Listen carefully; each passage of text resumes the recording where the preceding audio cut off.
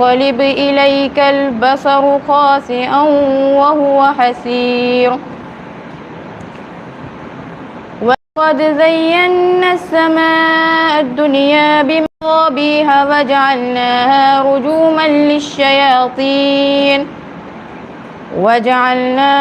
رجوما للشياطين وأعتدنا لهم عذاب السعير وللذين كفروا بربهم عذاب جهنم وبئس المصير إذا ألقوا فيها سمعوا لها شهيقا وهي تفور تكاد تميز من الغيظ كلما ألقي فيها فوج سألهم خزنتها ألم يأتكم نذير قالوا بلى قد جاءنا نذير فكذبنا وقلنا ما نزل الله من شيء إن أنتم إلا في ضلال كبير وقالوا لو كنا نسمع أو نعقل ما كنا في أصحاب السعير فاعترفوا بذنبهم فسحقا لأصحاب السعير إن الذين يخشون ربهم بالغيب لهم مغفرة وأجر كبير وأسروا قولكم أو اجهروا به إنه عليم بذات الصدور ألا يعلم من خلق وهو اللطيف الخبير. السلام عليكم ورحمة الله وبركاته. السلام عليكم ورحمة الله وبركاته. إن الحمد لله نحمده ونستعينه ونستغفره ونعوذ بالله من شرور أنفسنا ومن سيئات أعمالنا من يهده الله فلا مضل له ومن يضلله فلا هادي له وأشهد أن لا إله إلا الله وحده لا شريك له وأشهد أن محمدًا عبده ورسوله أما بعد فإن خير الحديث كتاب الله وخير الهدي هدي محمد صلى الله عليه وسلم وشر الأمور محدثاتها وكل محدثة بدعة وكل بدعة ضلالة وكل ضلالة في النار. أعوذ بالله من الشيطان الرجيم. بسم الله الرحمن الرحيم. يا أيها الذين آمنوا اتقوا الله حق تقاته ولا تموتن إلا وأنتم مسلمون. يا أيها الناس اتقوا ربكم الذي خلقكم من نفس واحدة وخلق منها زوجها وبث منهما رجالا كثيرا ونساء واتقوا الله الذي تساءلون به والأرحام إن الله كان عليكم رقيبا. يا أيها الذين آمنوا اتقوا الله وقولوا قولا سديدا يصلح لكم أعمالكم ويغفر لكم ذنوبكم ومن يطع الله ورسوله فقد فاز فوزا عظيما. وقال تعالى في موضع آخر قل إن كان آباؤكم وأبناؤكم وإخوانكم وأزواجكم وعشيرتكم وأموال اقترفتموها وتجارة تخشون كسادها ومساكن ترضونها أحب إليكم من الله ورسوله وجهاد في سبيله فتربصوا حتى يأتي الله بأمره والله لا يهدي القوم الفاسقين. وقال النبي صلى الله عليه وسلم لا يؤمن أحدكم حتى أكون أحب إليه من والده وولده والناس أجمعين. وقال الشاعر تعصي الإله وأنت تظهر حبه هذا لعمري في القياس بديع لو كان حبك صادقا لأطعته إن المحب لمن يحب يطيع. معزز علماء کرام، محترم بزرگوں، نوجوان ساتھیوں اور حاضرین، اللہ تبارک و تعالیٰ کا بہت بڑا فضل اور احسان ہے کہ اللہ تبارک و تعالیٰ نے ہم لوگوں کو ایک مبارک مجلس میں جمع ہونے کی توفیق نصیب فرمایا ہے۔ یہ ایسی مجلس ہے جس کے بارے میں اللہ کے رسول صلی اللہ علیہ وسلم کا فرمان ہے کہ اس طرح کی مجلسوں کو فرشتے ڈھانپ لیتے ہیں اور اس طرح کی مجلسوں پر اللہ تبارک و تعالیٰ کی رحمتیں برستی ہیں، جیسا کہ اللہ کے رسول صلی اللہ علیہ وسلم کا فرمان ہے، مجتمع قوم فی بیت من بیوت اللہ یتلون کتاب اللہ ویتدارسونہ بینہم الا نزلت علیہم السکینہ وغشیتہم الرحمہ وحفتہم الملائکہ وذکرہم اللہ فی من عندہ۔ یعنی جو بھی انسان اللہ کے گھر میں اکٹھے ہوتے ہیں اللہ کی کتاب کی تلاوت کرنے کے لیے، اس کے دراسہ اور اس کی سمجھداری حاصل کرنے کے لیے، تو اس طرح کی مجلس میں اللہ تبارک و تعالیٰ کی رحمتیں نازل ہوتی ہیں، فرشتے اس طرح کی مجلسوں کو ڈھانپ لیتے ہیں، اور اللہ تبارک و تعالیٰ اس طرح کی مجلس میں جو لوگ حاضر ہیں ان لوگوں کا ذکر ایسے لوگوں کے سامنے کرتا ہے جو اللہ کے پاس ہے، یعنی فرشتوں کے درمیان۔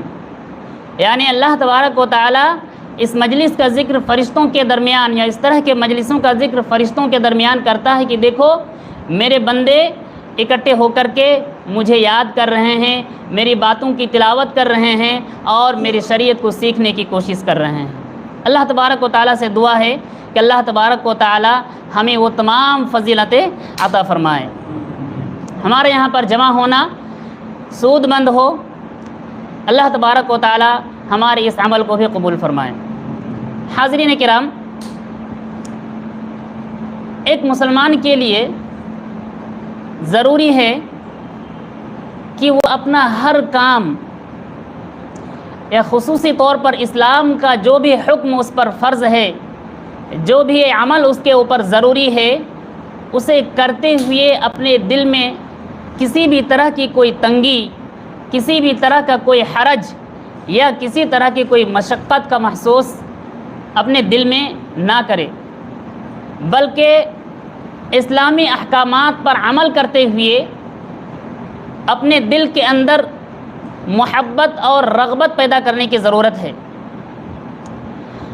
اور اللہ کے بتائے ہوئے تمام طریقوں کو، اللہ کے رسول صلی اللہ علیہ وسلم کے بتائے ہوئے تمام اعمال پر عمل کرتے ہوئے اگر ہمارے اندر کسی طرح کی تنگی کا احساس پیدا ہو جائے کہ یہ عمل کیوں اتنا ہمارے اوپر کیوں اس کو نافذ کیا گیا یا کیا اس کی ضرورت تھی، تو پھر وہ عمل اللہ تبارک و تعالیٰ کے نزدیک مقبول نہیں ہو سکتا۔ اب یہ بات سمجھنے کی ہے کہ ہمارے اندر وہ جذبہ پیدا کیسے ہو کہ ہم کسی بھی عمل کو دل کی رغبت اور محبت کے ساتھ انجام دے سکیں۔ اس کے لیے ضروری ہے کہ جس کی جانب سے ان کاموں کو ہمارے اوپر نافذ کیا گیا ہے، جو صاحب شریعت ہے، اس سے بھی ہماری محبت انتہائی درجے کی ہونی چاہیے، تب جا کر کے ان کے بتائے ہوئے احکامات سے ہمیں محبت اور لگاؤ ہوگا۔ اس کو ایک مثال سے سمجھیے کہ ہم اپنی زندگی میں اس بات کو محسوس کرتے ہیں روزمرہ کی زندگی میں کہ ہمارے نزدیک تمام لوگوں کی باتیں ایک درجہ کی نہیں ہوتی ہیں۔ ہر انسان اس بات کو محسوس کرتا ہے کہ آپ سے ہر آدمی جو کچھ کہتا ہے آپ اس پر عمل نہیں کرتے ہیں، لیکن کچھ لوگوں کی باتیں ایسی ہوتی ہیں جسے آپ ٹال نہیں پاتے ہیں، اور کچھ لوگوں کی باتیں ایسی بھی ہوتی ہیں جس پر آپ دھیان ہی نہیں دھرتے ہیں۔ اس کی وجہ کیا ہے؟ اس کی وجہ پر اگر ہم غور کرتے ہیں تو ہمیں پتہ چلتا ہے کہ جس کی بات کو ہم نے اہمیت دی ہے، جس کی بات کو ہم نے چاہ کر کے بھی ٹال نہیں پایا، وہ شخص ہے جس سے ہمیں کافی لگاؤ ہے، جس سے ہمیں محبت ہے، جس سے ہمیں یا جس کے لیے ہمارے دل میں کافی جگہ ہے۔ اور اسی کے برعکس وہ شخص جس کی بات کو ہم نے نہیں مانا، جس کی بات کو ہم نے انکار کر دیا، بلکہ جس کی بات پر ہم نے دھیان ہی نہیں دیا، ان لوگوں کو اگر آپ دیکھیں تو ان لوگوں کے لیے آپ کے دل میں، ہمارے دل میں جگہ تھوڑی کم ہوتی ہے، یا ان کی عزت یا ان کا احترام نسبتاً دوسرے لوگوں سے کم ہوتی ہے، جس کی بنا پر ان کی بات ٹال دی جاتی ہے۔ اور یہ ہم آئے دن اس چیز کو محسوس کرتے ہیں۔ بسا اوقات ایسا بھی ہوتا ہے کہ ہمارا کہیں پر کسی آفیسر کے پاس یا کہیں پر کوئی کام ہے اور ہم جاتے ہیں اور ہمارا وہ کام نہیں ہو پاتا ہے، تو ہم اس شخص کو پکڑ کے لے کے جاتے ہیں جس کی اہمیت وہاں پر ہے، جس سے وہ شخص، وہ آفیسر محبت کرتا ہے، یا کسی بھی ناحیے سے ان کے نزدیک اس آدمی کی اہمیت ہے، اور وہی بات جو میں نے کہی، میری بات کو اس نے انکار کر دیا تھا، لیکن وہی شخص وہی بات دوسرا آدمی جا کے کہتا ہے تو کہ ٹھیک ہے، اس پر سائن کر دیتا ہے۔ اس سے ہمیں کیا پتہ چلا کہ جب ہمارے دل میں کسی کے لیے جگہ ہوتی ہے، ہمارے دل میں کسی کے لیے احترام ہوتا ہے، تو اس کی بات ہم ٹال نہیں پاتے ہیں، اور جس کے لیے ہمارے دل میں جگہ نہ ہو، جس کے لیے ہمارے دل میں محبت نہ ہو، تو ہم اس کی باتوں کو اور ان کے کہے ہوئے ان کے احکامات پر ہم عمل کرنے سے گریز کرتے ہیں۔ اسی چیز کو آپ شریعت کے اندر فٹ کرنے کی کوشش کریں کہ اللہ تبارک و تعالی اور اللہ کے رسول صلی اللہ علیہ وسلم کے بتائے ہوئے طریقوں سے ہمیں لگاؤ کیسے ہوگا؟ جب ہم ان دونوں سے محبت کریں گے تب، کیونکہ جب تک صاحب شریعت سے محبت نہ ہو، جس نے شریعت ہم پر نافذ کی ہے اس سے محبت نہ ہو، تب تک ہم ان کے بتائے ہوئے باتوں کو، ان کے بتائے ہوئے احکام کو نہ کمحقہ احترام کا درجہ دے سکتے ہیں، اور نہ ہی ہم اس پر عمل کر سکتے ہیں۔ اس لیے ضروری ہے کہ ہمارے دل میں اللہ اور اس کے رسول کی محبت انتہائی درجے کی ہونی چاہیے، اور یہی وجہ ہے کہ عبادت، جس کام کے لیے اللہ تبارک و تعالیٰ نے ہمیں اور آپ کو پیدا کیا ہے، وما خلقت الجن والانس الا لیعبدون، کہ ہم نے جنوں کو، انسانوں کو صرف اور صرف اپنی ہی عبادت کے لیے پیدا کیا ہے، اور عبادت کے ارکان میں سب سے اہم رکن محبت کا ہونا ہے۔ یعنی جب تک ہم کسی بھی عبادت کو اللہ تبارک و تعالیٰ سے محبت اور اللہ کی محبت کے خاطر انجام نہ دیں، تب تک وہ عمل اللہ تبارک و تعالیٰ کے نزدیک مقبول نہیں ہے۔ اسی لیے علماء نے کہا ہے کہ عبادت کے ارکان میں سے 3 چیزیں ہیں، نمبر 1 محبت، نمبر 2 خوف، نمبر 3 امید، جسے عربی میں رجا کہا جاتا ہے۔ یعنی یہ تینوں کیفیت ہمارے دل میں کسی بھی عبادت کے لیے، ان تینوں کیفیت کا ایک ملا جلا احساس ہونا چاہیے کہ اللہ سے محبت بھی ہو، اور اللہ کے عذاب سے خوف بھی ہو، اور اللہ تبارک و تعالیٰ سے امید بھی ہو، تب جا کر کے وہ عبادت اللہ تبارک و تعالیٰ کے نزدیک مقبول ہوگی۔ جب یہ پتہ چل گیا کہ شریعت کے احکام کی عزت اور شریعت کے احکام پر عمل کرنے کے لیے، دل سے محبت سے عمل کرنے کے لیے ضروری ہے کہ ہم صاحب شریعت سے محبت کریں، اس لیے ہمیں اور آپ کے لیے ضروری ہے کہ ہم اللہ سے محبت کریں، اللہ کے رسول سے محبت کریں۔ آئیے دیکھتے ہیں کہ اللہ تبارک و تعالیٰ سے محبت، اللہ کے رسول صلی اللہ علیہ وسلم کی محبت ایک مومن کی زندگی میں کس قدر اہم ہے۔ چنانچہ اللہ تبارک و تعالیٰ نے سورہ توبہ کے اندر ارشاد فرمایا، قل ان کان آباؤکم وابناؤکم واخوانکم وازواجکم وعشیرتکم واموال اقترفتموها وتجارة تخشون كسادها ومساكن ترضونها أحب إليكم من الله ورسوله وجهاد في سبيله فتربصوا حتى يأتي الله بأمره۔ اللہ تبارک و تعالی اللہ کے رسول صلی اللہ علیہ وسلم کو مخاطب کر کے کہہ رہا ہے کہ آپ کہہ دیجئے کہ اگر تمہارے آبا و اجداد، تمہارے بیٹے، تمہاری بیویاں، تمہارے کنبہ قبیلہ کے لوگ، تمہارا مال و دولت جسے تم نے کمایا ہے، اور تمہاری تجارت جس میں نقصان کا تمہیں ہمیشہ خوف لگا رہتا ہے کہ کہیں لاس نہ ہو جائے، کہیں ہماری تجارت میں کوئی گھاٹا نہ لگ جائے، ایسے ہی تمہارے وہ گھر، تمہارے بنگلے جس میں تم رہنا پسند کرتے ہو، یہ تمام چیزیں اگر تمہارے نزدیک اللہ اور اس کے رسول اور ان دونوں کے راستے میں جہاد کرنے سے بھی زیادہ محبوب ہو تو کیا کرو؟ فتربصوا حتی یأتی اللہ بامرہ، تو تم انتظار کرو یہاں تک کہ اللہ تبارک و تعالیٰ کا عذاب تمہارے اوپر آ جائے، اور اللہ تبارک و تعالیٰ فاسق لوگوں کو ہدایت نہیں دیتا۔ اس آیت پہ آپ غور کیجئے تو پتہ چلے گا کہ لوگوں کو بہت سارے لوگوں سے، بہت سارے چیزوں سے محبت ہوتی ہے۔ ہر انسان کو اپنے باپ سے محبت ہوتی ہے، اپنی بیوی سے محبت ہوتی ہے، اپنے اولاد سے محبت ہوتی ہے، اپنے تجارت، اپنے مال و دولت سے محبت ہوتی ہے، اپنے گھر سے محبت ہوتی ہے۔ یہ جائز ہے، لیکن یہ محبت، اس محبت کے ایک مقدار اللہ تبارک و تعالیٰ نے اس میں بتلا دیا کہ وہ مقدار کتنی ہونی چاہیے، اللہ اور اس کے رسول سے کم۔ یعنی اللہ اور اس کے رسول صلی اللہ علیہ وسلم سے محبت کا جو معیار ہے، اللہ اور اس کے رسول صلی اللہ علیہ وسلم سے لگاؤ کا جو مقدار ہے، وہ ان تمام چیزوں پر فوقیت رکھنی چاہیے، یہ ان تمام چیزوں سے اوپر ہونا چاہیے، تبھی جا کر کے ہم مومن ہوں گے، ورنہ ہم مومن نہیں ہو سکتے۔ اگر ہم نے اللہ کی محبت، رسول کی محبت پر اپنے گھر کو، اپنے مال و دولت کو، اپنی بیوی بچوں کو، اپنے آبا و اجداد کو زیادہ اہمیت دے دیا اور ان کی محبت کو اللہ اس کے رسول کی محبت پر فوقیت دے دی، تو یقین جانیے اللہ تبارک و تعالیٰ کے نزدیک ایسا شخص عذاب کا انتظار کرنے والا ہے۔ اللہ تبارک و تعالیٰ سورہ توبہ کے اندر یہ فرمایا ہے۔ ایسے ہی اللہ کے رسول صلی اللہ علیہ وسلم کا فرمان ہے، لا یؤمن احدکم حتی اکون احب الیہ من والدہ وولدہ والناس اجمعین، کہ تم میں سے کوئی بھی شخص اس وقت تک مومن نہیں ہو سکتا جب تک کہ میں ان کے نزدیک محبوب نہ ہو جاؤں۔ کتنا محبوب؟ ان کے اولاد سے، ان کے باپ سے اور تمام لوگوں سے بھی زیادہ محبوب نہ ہو جاؤں، تب تک وہ مومن نہیں ہو سکتا۔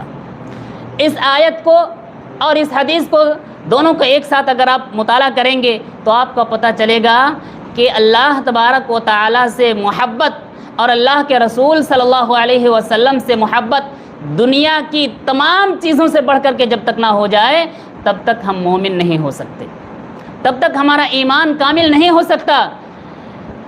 اس لیے ہمیں اور آپ کو چاہیے کہ اللہ اور اس کے رسول کی محبت کو ہر چیز پر فوقیت دیں، اللہ اور اس کے رسول کی محبت کو ہر چیز سے اوپر رکھیں، اللہ اور اس کے رسول کے احکامات کو دنیا کی خواہشات اور اپنے خواہشات نفس پر سب سے زیادہ ترجیح دیں، تبھی جا کر کے ہم مومن کہلائیں گے۔ ورنہ اللہ تبارک و تعالیٰ نے بہت ہی سخت الفاظ میں کہا ہے، فَتَرَبَّصُوا حَتَّى يَأْتِيَ اللَّهُ بِأَمْرِهِ۔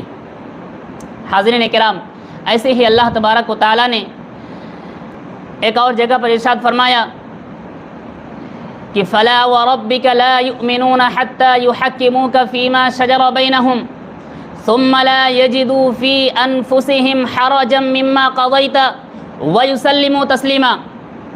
اللہ تبارک و تعالیٰ قسم کھا کے کہہ رہا ہے کہ لا یؤمنون حتی یحکموک فیما شجر بینہم، کہ کوئی بھی انسان مومن نہیں ہو سکتا جب تک کہ آپ کو یعنی رسول صلی اللہ علیہ وسلم کو اپنے ہر معاملے میں، اپنے جھگڑوں میں، اپنے فساد میں، اپنے اختلافات میں محمد صلی اللہ علیہ وسلم کو اپنا فیصل اور محمد صلی اللہ علیہ وسلم کو اپنا قاضی نہ تسلیم کر لیں، اور اس کے بعد ثم لا یجدوا فی انفسہم حرجا مما قضیت، آپ صلی اللہ علیہ وسلم جب کوئی فیصلہ کر دیں کسی مسئلے پر تو اس فیصلوں کو سننے کے بعد ہمارے دل میں کسی بھی طرح کی کوئی تنگی، کسی بھی طرح کی کوئی مشقت کا احساس نہ ہو، بلکہ ہم شرح صدر کے ساتھ کھلے دل سے اللہ اور اس کے رسول صلی اللہ علیہ وسلم کے فیصلے کو قبول کریں گے، تبھی جا کر کے ہم مومن ہو پائیں گے۔ اگر ایسا نہیں ہے تو ہم مومن نہیں ہو سکتے۔ جب اللہ اور اس کے رسول صلی اللہ علیہ وسلم کا کوئی فیصلہ ہمارے سامنے آ جائے تب ہمیں وہاں پر آئیں بائیں کرنے کی کوئی ضرورت نہیں ہے، ہمیں وہاں پر کچھ اور ذکر کرنے کی کوئی ضرورت نہیں ہے کہ فلاں نے یہ کہا ہے، فلاں نے یہ کہا ہے، فلاں کے مولوی نے یہ کہا ہے، ہمارے مولوی نے یہ کہا، نہیں، بلکہ فیصلہ صرف اور صرف اللہ اور اس کے رسول صلی اللہ علیہ وسلم کا ہوگا۔ جب اللہ اور اس کے رسول صلی اللہ علیہ وسلم کی بات آ جائے، جب اللہ اور اس کے رسول صلی اللہ علیہ وسلم کا فیصلہ آ جائے، تو وہیں پر ہمیں رک جانا ہے اور اسی کے فیصلے کو ہمیں مان کر کے اسی کے مطابق زندگی گزارنا ہے۔ اگر ہم ایسا نہیں کر پاتے ہیں تب ہم مومن نہیں ہو سکتے۔ فلا وربک لا یؤمنون، وہ مومن نہیں ہو سکتے۔ اس آیت میں بھی اللہ تبارک و تعالیٰ نے یہی بتلایا کہ جب تک اللہ کے رسول صلی اللہ علیہ وسلم کے فیصلے پر لوگوں کے دل میں تنگی کا خاتمہ نہ ہو جائے، اللہ کے رسول صلی اللہ علیہ وسلم کے فیصلے پر لوگوں کے دل میں کشادگی نہ پیدا ہو جائے، تب تک وہ مومن نہیں ہو سکتا۔ اور یہ کشادگی کب پیدا ہوگی؟ جب ہم اللہ کے رسول سے محبت کریں گے، کیونکہ شروع میں ہم نے بتایا تمہید کے طور پر کہ ہم اسی شخص کی بات کو اہمیت دیتے ہیں اور اسی شخص کی بات سے اپنے دل میں کوئی تکلیف اور تنگی محسوس نہیں کرتے ہیں جس سے ہم محبت کرتے ہیں، اور جس سے محبت نہیں کرتے ہیں اس کی چھوٹی موٹی باتوں سے بھی ہم اپنے دل میں غصہ ہو جاتے ہیں، ان سے ناراض ہو جاتے ہیں، طرح طرح کی باتیں بناتے ہیں۔ لیکن ہمارا رویہ اللہ کے رسول صلی اللہ علیہ وسلم سے ایسا نہیں ہونا چاہیے، بلکہ اس کے برخلاف محبت ہونی چاہیے، کیونکہ جب محبت ہوگی تبھی جا کر کے ہمارے دل میں وہ کھلا پن اور ہمارے دل میں وہ انشراح پیدا ہو پائے گا کہ ہم خوشی کے ساتھ اللہ کے رسول کے فیصلوں کو قبول کر پائیں۔ حاضرین کرام، اللہ کے رسول صلی اللہ علیہ وسلم نے احادیث کے اندر اور اللہ تبارک و تعالیٰ نے قرآن مجید کے اندر مختلف آیات میں اللہ کی اطاعت، اللہ کے رسول صلی اللہ علیہ وسلم کی اطاعت اور اس پر جمے رہنے پر طرح طرح کی آیتیں اور احادیث موجود ہیں۔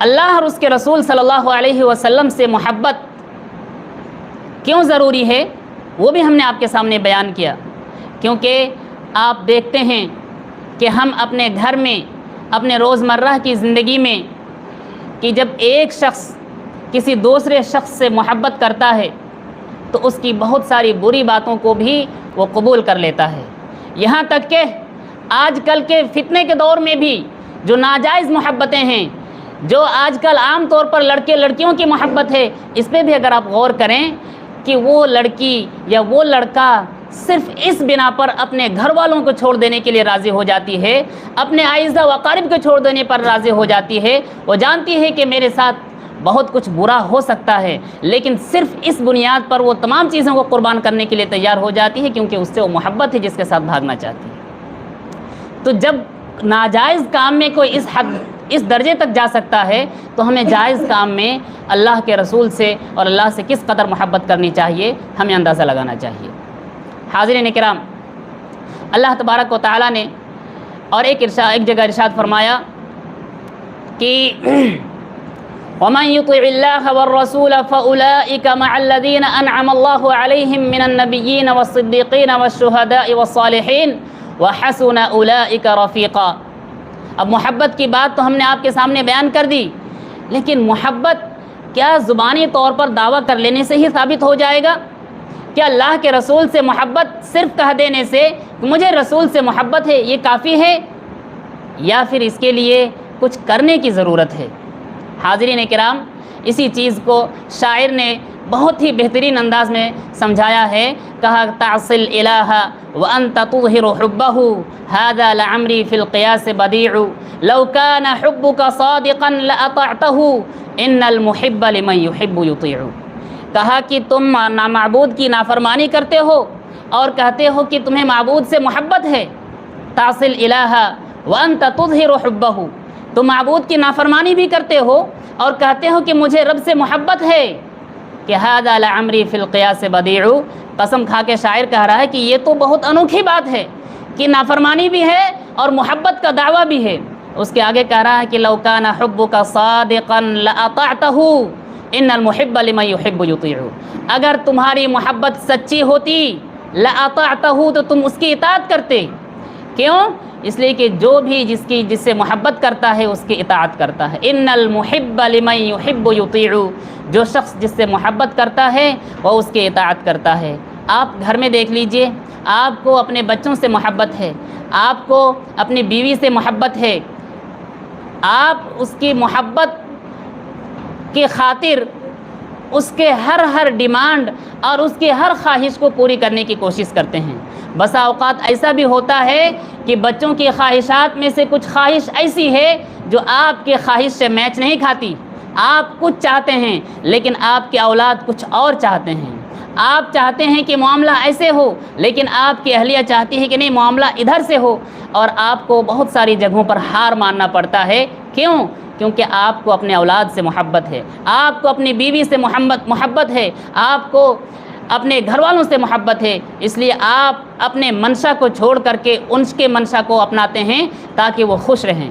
لہٰذا ہمیں بھی اللہ اور اس کے رسول صلی اللہ علیہ وسلم سے محبت کرتے ہوئے، اللہ اور اس کے رسول صلی اللہ علیہ وسلم کے محبت کا اظہار کرتے ہوئے یہی چیز سامنے رکھنا چاہیے کہ جس طریقے سے دنیاوی معاملات میں ہم اپنے خواہشات کے برعکس جا سکتے ہیں، کیونکہ جس شخص کی خواہش ہے اس سے ہمیں محبت ہے، تو جس شخص نے یا جس ذات نے ہمارے اوپر شریعت کے احکامات فرض کیے ہیں، اللہ تبارک و تعالیٰ کی ذات اور اللہ کے رسول صلی اللہ علیہ وسلم نے جو طریقہ ہمیں بتلایا ہے، گرچہ ہمیں وہ ان طریقوں میں سے کوئی طریقہ ایسا لگتا ہو کہ یہ بہت مشکل ہے، اس پر عمل کرنا بہت دشوار ہے، لیکن چونکہ یہ ہمارے محبوب کا طریقہ ہے، ہمارے رسول کا طریقہ ہے، اس لیے ہمیں اپنے خواہشات پر ان کے طریقے کو اور ان کے خواہش کو ترجیح دینی پڑے گی۔ کسی بھی عمل میں دشواری کا ہونا یہ فطری بات ہے، لیکن اس دشواری کو سامنے رکھتے ہوئے اس عمل کو چھوڑ دینا یہ غلط بات ہے۔ مثال کے طور پر نماز پڑھنا 5 وقتہ بہت سارے لوگوں کے لیے دشوار بات ہے۔ گرمی کے دنوں میں گرم پانی سے وضو بنانا دشوار بات ہے۔ سردی کے دنوں میں بالکل ٹھنڈے پانی سے خاص طور سے فجر کے وقت وضو بنانا بہت دشوار ہے، لیکن اگر ہم نے اسی دشواری کو مقدم کیا، ہمارا نفس اور ہماری خواہش یہ کہتی ہے کہ ایسے ٹھنڈے پانی سے وضو نہ بناؤ، لیکن رسول اور رب کا کہنا ہے کہ تمہیں فجر کی نماز پڑھنی ہے اور اس کے لیے تمہیں وضو بنانا ہے۔ اب ہمارے سامنے 2 چیزیں ہیں، ایک اپنی خواہش کی محبت اور دوسرا اللہ اور اس کے رسول صلی اللہ علیہ وسلم کی محبت۔ اب آپ کو فیصلہ کرنا ہے کہ دونوں محبت میں سے کس محبت کو آپ کو ترجیح دینی ہے۔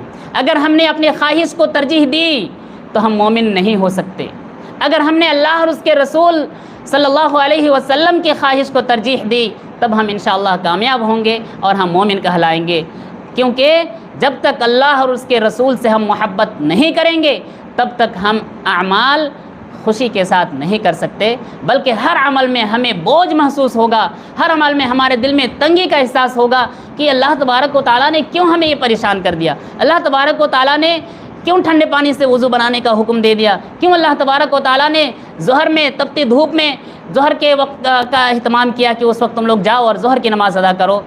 جب ہم رسول اور رب سے محبت کریں گے تو یہ تمام چیزیں ہمارے دل سے خواہش ہو جائے گی، ختم ہو جائے گی۔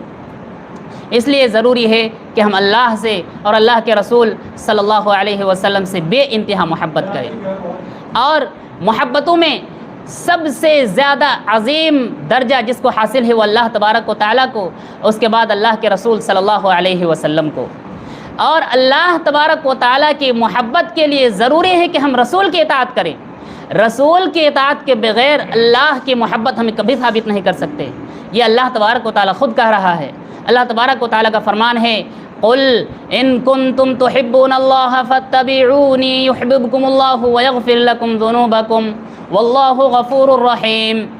اے نبی آپ کہہ دیجئے کہ اگر تم کہتے ہو، تمہارا دعویٰ ہے کہ ہمیں اللہ سے محبت ہے، فاتبعونی تو تم میری اتباع کرو، یعنی اللہ کی محبت کو ثابت کرنے کے لیے ضروری ہے کہ رسول کی اتباع کی جائے، اور اگر رسول کی اتباع ہم کریں گے تو ہم اللہ تبارک و تعالیٰ سے آٹومیٹکلی ہماری محبت ہوگی، کیونکہ رسول کی اتباع کرنے کا حکم کس نے دیا ہے؟ اللہ تبارک و تعالیٰ نے دیا ہے، اور ہم نے جیسے شروع میں کہا کہ ہم اسی کی بات کو مانتے ہیں جس سے ہمیں محبت ہو، تو رسول کو ہم تبھی مانیں گے جب ہم اللہ کی بات کو اہمیت دیں گے، اور اللہ کی بات کو ہم تبھی مان سکتے ہیں جب ہمیں اللہ سے محبت ہو۔ اس لیے اللہ تبارک و تعالیٰ سے، اللہ کے رسول صلی اللہ علیہ وسلم سے محبت انتہائی درجے کی ہونی چاہیے، اتنا زیادہ محبت کہ ہمیں اپنے جان سے بھی اللہ کے رسول صلی اللہ علیہ وسلم سے زیادہ محبت ہونی چاہیے۔ اللہ تبارک و تعالیٰ نے قرآن میں کہا کہ النبی اولیٰ بالمؤمنین وانفسہم، ایسے ہی حضرت عمر رضی اللہ عنہ کی حدیث ہے کہ حضرت عمر رضی اللہ عنہ نے اللہ کے رسول صلی اللہ علیہ وسلم سے کہا کہ لأنت احب الی من کل شیء، اللہ کے رسول صلی اللہ علیہ وسلم آپ میرے نزدیک ہر چیز سے زیادہ محبوب ہیں، ہر چیز سے زیادہ محبوب ہے سوائے میری جان کے، یعنی میری جان میرے نزدیک زیادہ محبوب ہے، اس کے علاوہ دنیا کے اندر جو بھی چیز ہے آپ سے زیادہ کوئی محبوب میرے نزدیک نہیں ہے۔ اللہ کے رسول نے کہا کہ ابھی تمہارا ایمان مکمل نہیں ہوا ہے، جب تک جان سے بھی زیادہ مجھ سے محبت نہ کرنے لگو تب تک تمہارے ایمان میں خلل ہے۔ تو حضرت عمر رضی اللہ عنہ نے کہا کہ اب آپ میرے نزدیک میری جان سے بھی زیادہ محبوب ہے، تو اللہ کے رسول صلی اللہ علیہ وسلم نے فرمایا الآن یا عمر، عمر اب تمہارا ایمان مکمل ہو گیا ہے۔ یعنی اللہ کے رسول صلی اللہ علیہ وسلم سے محبت ہمیں اپنے جان سے بھی بڑھ کر کے کرنی ہے۔ اور بتائیے جس شخص سے اپنی جان سے بھی زیادہ محبت کرنے لگیں تو اس کے اعمال، اس کے احکام، اس کے فرامین سے ہمیں کوئی تنگی ہو سکتی ہے؟ کبھی نہیں ہو سکتی۔ یہاں تو لوگ ناجائز محبت میں جان دینے کو تیار ہیں، پھانسی لگا لیتے ہیں، اور اگر ہم اللہ کے بتائے ہوئے، رسول کے بتائے ہوئے طریقے پر رسول سے اس قدر محبت کریں تو ہمیں اللہ تبارک و تعالیٰ کے یہاں ثواب بھی ملے گا، اور اس کے ساتھ ساتھ اسلام کے احکامات پر عمل کرنا ہمارے لیے نہایت ہی آسان ہو جائے گا، بلکہ اسلام کے احکامات کے برخلاف جانا ہمارے لیے بہت مشکل ہو جائے گا۔ اسی کے ساتھ اللہ کے رسول صلی اللہ علیہ وسلم سے محبت کے لیے یہ بھی ضروری ہے کہ اللہ کے رسول صلی اللہ علیہ وسلم نے جو طریقہ ہمیں بتلایا ہے اسی طریقے کو اپنائیں، اور اللہ کے رسول صلی اللہ علیہ وسلم نے جس طریقے سے ہمیں روک دیا ہے اس طریقے سے ہم کوسوں دور ہو جائیں، کیونکہ اگر ہم نے ایسا نہیں کیا تو پھر ہمیں وہی کہنا پڑے گا کہ ہم نے رسول سے زیادہ اپنے خواہش کو ترجیح دی، اپنے خواہش سے ہم نے محبت کی۔ چنانچہ اللہ کے رسول صلی اللہ علیہ وسلم کا فرمان ہے من عمل عملا لیس علیہ امرنا فہو رد، کہ جس آدمی نے بھی کوئی ایسا کام کیا جس پر میرا حکم موجود نہ ہو یا جو ہمارے طریقے پر نہ ہو تو وہ عمل مردود ہے، اور یہی بدعت کہلاتا ہے۔ جس نے بھی رسول کے بتائے ہوئے طریقے کے برخلاف کوئی کام کیا وہی عمل بدعت ہے، اور بدعت اللہ تبارک و تعالیٰ کے نزدیک مردود ہے، جیسا کہ اللہ کے رسول صلی اللہ علیہ وسلم کا فرمان ہے۔ اور ایسے ہی ہر جمعہ آپ خطبے میں یہ حدیث سنتے ہوں گے فَإِنَّ كُلَّ بِدْعَةٍ ضَلَالَةٍ، کہ بدعت تمام کے تمام گمراہی ہے، کوئی بھی بدعت صحیح اور کوئی بدعت غلط ایسا نہیں ہے، نہ کوئی بدعت حسنہ ہے، نہ کوئی بدعت سیئہ ہے، اور نہ ہی کوئی بدعت عام بدعت ہے۔ جو بھی بدعت ہے وہ ضلالت ہے، وہ گمراہی ہے، بدعت حسنہ ہو ہی نہیں سکتی۔ لہٰذا ہمیں بدعت سے بچنا ہے، کیونکہ بدعت کا ارتکاب کرتے ہوئے اگر ہم کہیں ہمیں اللہ کے رسول سے محبت ہیں، ہمیں حقیقی عاشق رسول ہیں، یہ دعویٰ ہے، اس میں کوئی حقیقت نہیں ہے، کیونکہ زبانی طور پر دعویٰ کر لینا بہت آسان ہے، زبانی طور پر دعویٰ کر لینا بہت آسان ہے، لیکن اس دعویٰ کو ثابت کرنا بہت مشکل ہوتا ہے۔ اور اللہ کے رسول صلی اللہ علیہ وسلم سے اگر ہم نے دعویٰ کیا کہ ہمیں محبت ہے تو ہمیں اس محبت کو ثابت کرنا پڑے گا، اور اس محبت کا ثبوت یہی ہے کہ ہم رسول کی اتباع کریں۔ رسول کی اتباع کے بغیر رسول کی محبت کبھی بھی ثابت نہیں ہو سکتی۔ اور جو بھی یہ کہتا ہے کہ ہمیں رسول سے محبت ہے لیکن طریقہ اس کا رسول کے برخلاف ہے تو وہ دعوی محبت جھوٹا دعویٰ ہے، اور یہ زبانی صرف بات ہے، اور اس کی بات میں کوئی سچائی اور کوئی حقیقت نہیں ہے۔ لہٰذا ہمیں ہر کام کے سلسلے میں، ہمیں اپنے ہر عمل کے سلسلے میں یہ بھی دیکھنے کی ضرورت ہے کہ کیا رسول نے ہمیں یہ طریقہ بتلایا ہے، کیا رسول نے ہمیں یہ طریقہ سمجھایا ہے، کیا رسول کا یہ بتایا ہوا طریقہ ہے؟ اگر ہے تو ٹھیک، اور اگر نہیں ہے تو ہمیں فوراً اسے چھوڑ دینے کی ضرورت ہے۔ اور یہ کام اسی وقت ہوگا جب ہم حقیقت میں اللہ کے رسول صلی اللہ علیہ وسلم سے محبت کریں گے، کیونکہ اگر ہر کام میں ہم یہ کہیں کہ نہیں یہ تو صحیح ہے، یہ بدعت حسنہ ہے، گرچہ اللہ کے رسول صلی اللہ علیہ وسلم نے نہیں بتلایا لیکن پھر بھی یہ عمل صحیح ہے، یہ ہمارا اللہ کے رسول صلی اللہ علیہ وسلم کے اوپر ایک تہمت اور ایک الزام ہوگا کہ اللہ کے رسول صلی اللہ علیہ وسلم نے جو چیز ہمیں نہیں بتلائی اور ہم کہہ رہے ہیں کہ یہ صحیح ہے۔ حاضرین کرام، یہاں پر ایک دو بات قاعدے کے ہمیں سمجھ لینی چاہیے، وہ یہ کہ رسول اللہ صلی اللہ علیہ وسلم کے سلسلے میں ہمارا یہ عقیدہ ہونا چاہیے کہ جتنے بھی بھلائی کے کام ہو سکتے ہیں، جتنے بھی اچھے کام ہو سکتے ہیں، جتنے بھی نیکی کے کام ہو سکتے ہیں، اللہ کے رسول صلی اللہ علیہ وسلم نے ان تمام کاموں کی رہنمائی کر دی۔ ساتھ ہی ساتھ جو بھی برائی کے کام ہو سکتے ہیں، اللہ کے رسول صلی اللہ علیہ وسلم نے ان برائیوں کو لوگوں کے سامنے بیان کر دیا اور اس سے لوگوں کو منع کر دیا، کیونکہ اللہ تبارک و تعالیٰ نے رسول کو اپنا پیغامبر اور اپنا قاصد بنایا تھا، اور قاصد کا کام ہی یہی ہوتا ہے کہ جو میسج اس کو دے کر کے بھیجا گیا ہے وہ میسج لوگوں تک پہنچا دے۔ اگر وہ نہ پہنچائے تو وہ خائن ہوگا۔ لہٰذا آج اگر ہم کسی کام کے سلسلے میں یہ کہیں کہ گرچہ حدیث میں اس کا ذکر نہیں ہے، گرچہ قرآن میں اس کا ذکر نہیں ہے، لیکن یہ کام اچھا ہے، اسے کرنا چاہیے، تو اب ذرا سوچئے کتنی خطرناک بات ہے یہ۔ گویا کہ ہم رسول پر الزام لگا رہے ہیں کہ رسول کو اس اچھائی کے بارے میں پتہ ہی نہیں تھا، رسول کو اس اچھے کام کے بارے میں، اس نیکی کے بارے میں پتہ ہی نہیں تھا، تبھی تو نہیں بتایا۔ تو یہ گویا کہ ہم اللہ کے رسول صلی اللہ علیہ وسلم پر تہمت لگا رہے ہیں کہ اللہ کے رسول صلی اللہ علیہ وسلم نے خیانت کی ہے۔ اللہ تبارک و تعالیٰ نے جو میسج اور جو پیغام رسول کو دیا تھا آپ نے صحیح سے نہیں پہنچایا، جبکہ اس کے برخلاف ہمیں حدیثیں ملتی ہیں کہ اللہ کے رسول صلی اللہ علیہ وسلم نے حجۃ الوداع کے موقع پر لوگوں کو مخاطب کرتے ہوئے کہا تھا کہ لوگوں، کیا میں نے اللہ کے پیغام کو پہنچا دیا؟ تمام لوگوں نے گواہی دی کہ ہاں۔ پھر اللہ کے رسول صلی اللہ علیہ وسلم نے اللہ کو گواہ کر کے کہا کہ میں نے تیرا جو پیغام تھا میں نے لوگوں تک پہنچا دیا۔ یعنی اللہ تبارک و تعالیٰ نے اللہ کے رسول صلی اللہ علیہ وسلم کو جس کام کے لیے متعین کیا تھا، جو ڈیوٹی اللہ کے رسول صلی اللہ علیہ وسلم کو دی گئی تھی، جس کام پر رسول کو لگایا گیا تھا، اللہ کے رسول صلی اللہ علیہ وسلم نے بخوبی اس کام کو انجام دے دیا ہے۔ یہ ہمارا عقیدہ ہونا چاہیے۔ اگر ہم ایسا عقیدہ نہیں رکھتے ہیں تو گویا کہ ہم رسول پر تہمت لگاتے ہیں کہ رسول نے تمام اچھائی کی باتوں کو نہیں بتلایا، بہت ساری باتیں چھپا لے گئے تھے جو آج ہم کو پتہ چلی ہے اور ہم نے اس کو ایجاد کر دیا ہے۔ یہ بہت ہی خطرناک بات ہے۔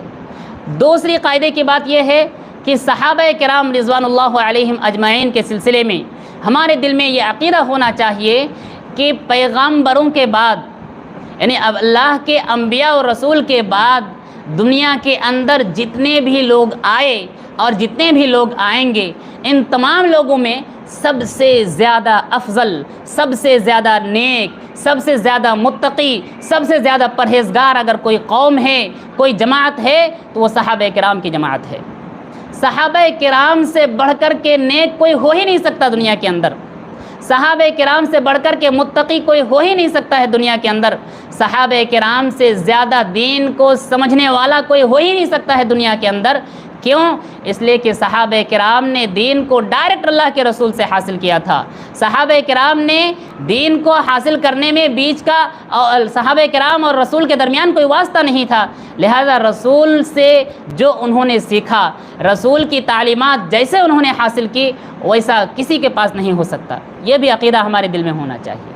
اب کسی بھی کام کے سلسلے میں ہمیں یہ بھی دیکھنا ہے کہ چلیے اگر حدیث میں یا قرآن میں اس کا ذکر نہیں ہے، اللہ کے رسول صلی اللہ علیہ وسلم کی مرفوع حدیث اس سلسلے میں نہیں ہے، تو کیا صحابہ کرام نے اس کام کو کیا ہے؟ اگر نہیں کیا ہے تو ہمیں سمجھ جانا چاہیے کہ ہم اللہ کے رسول سے صحابہ کرام جیسی محبت نہیں کر سکتے، اور اگر کوئی دعویٰ کرتا ہے تو وہ اپنے دعوے میں جھوٹا ہے۔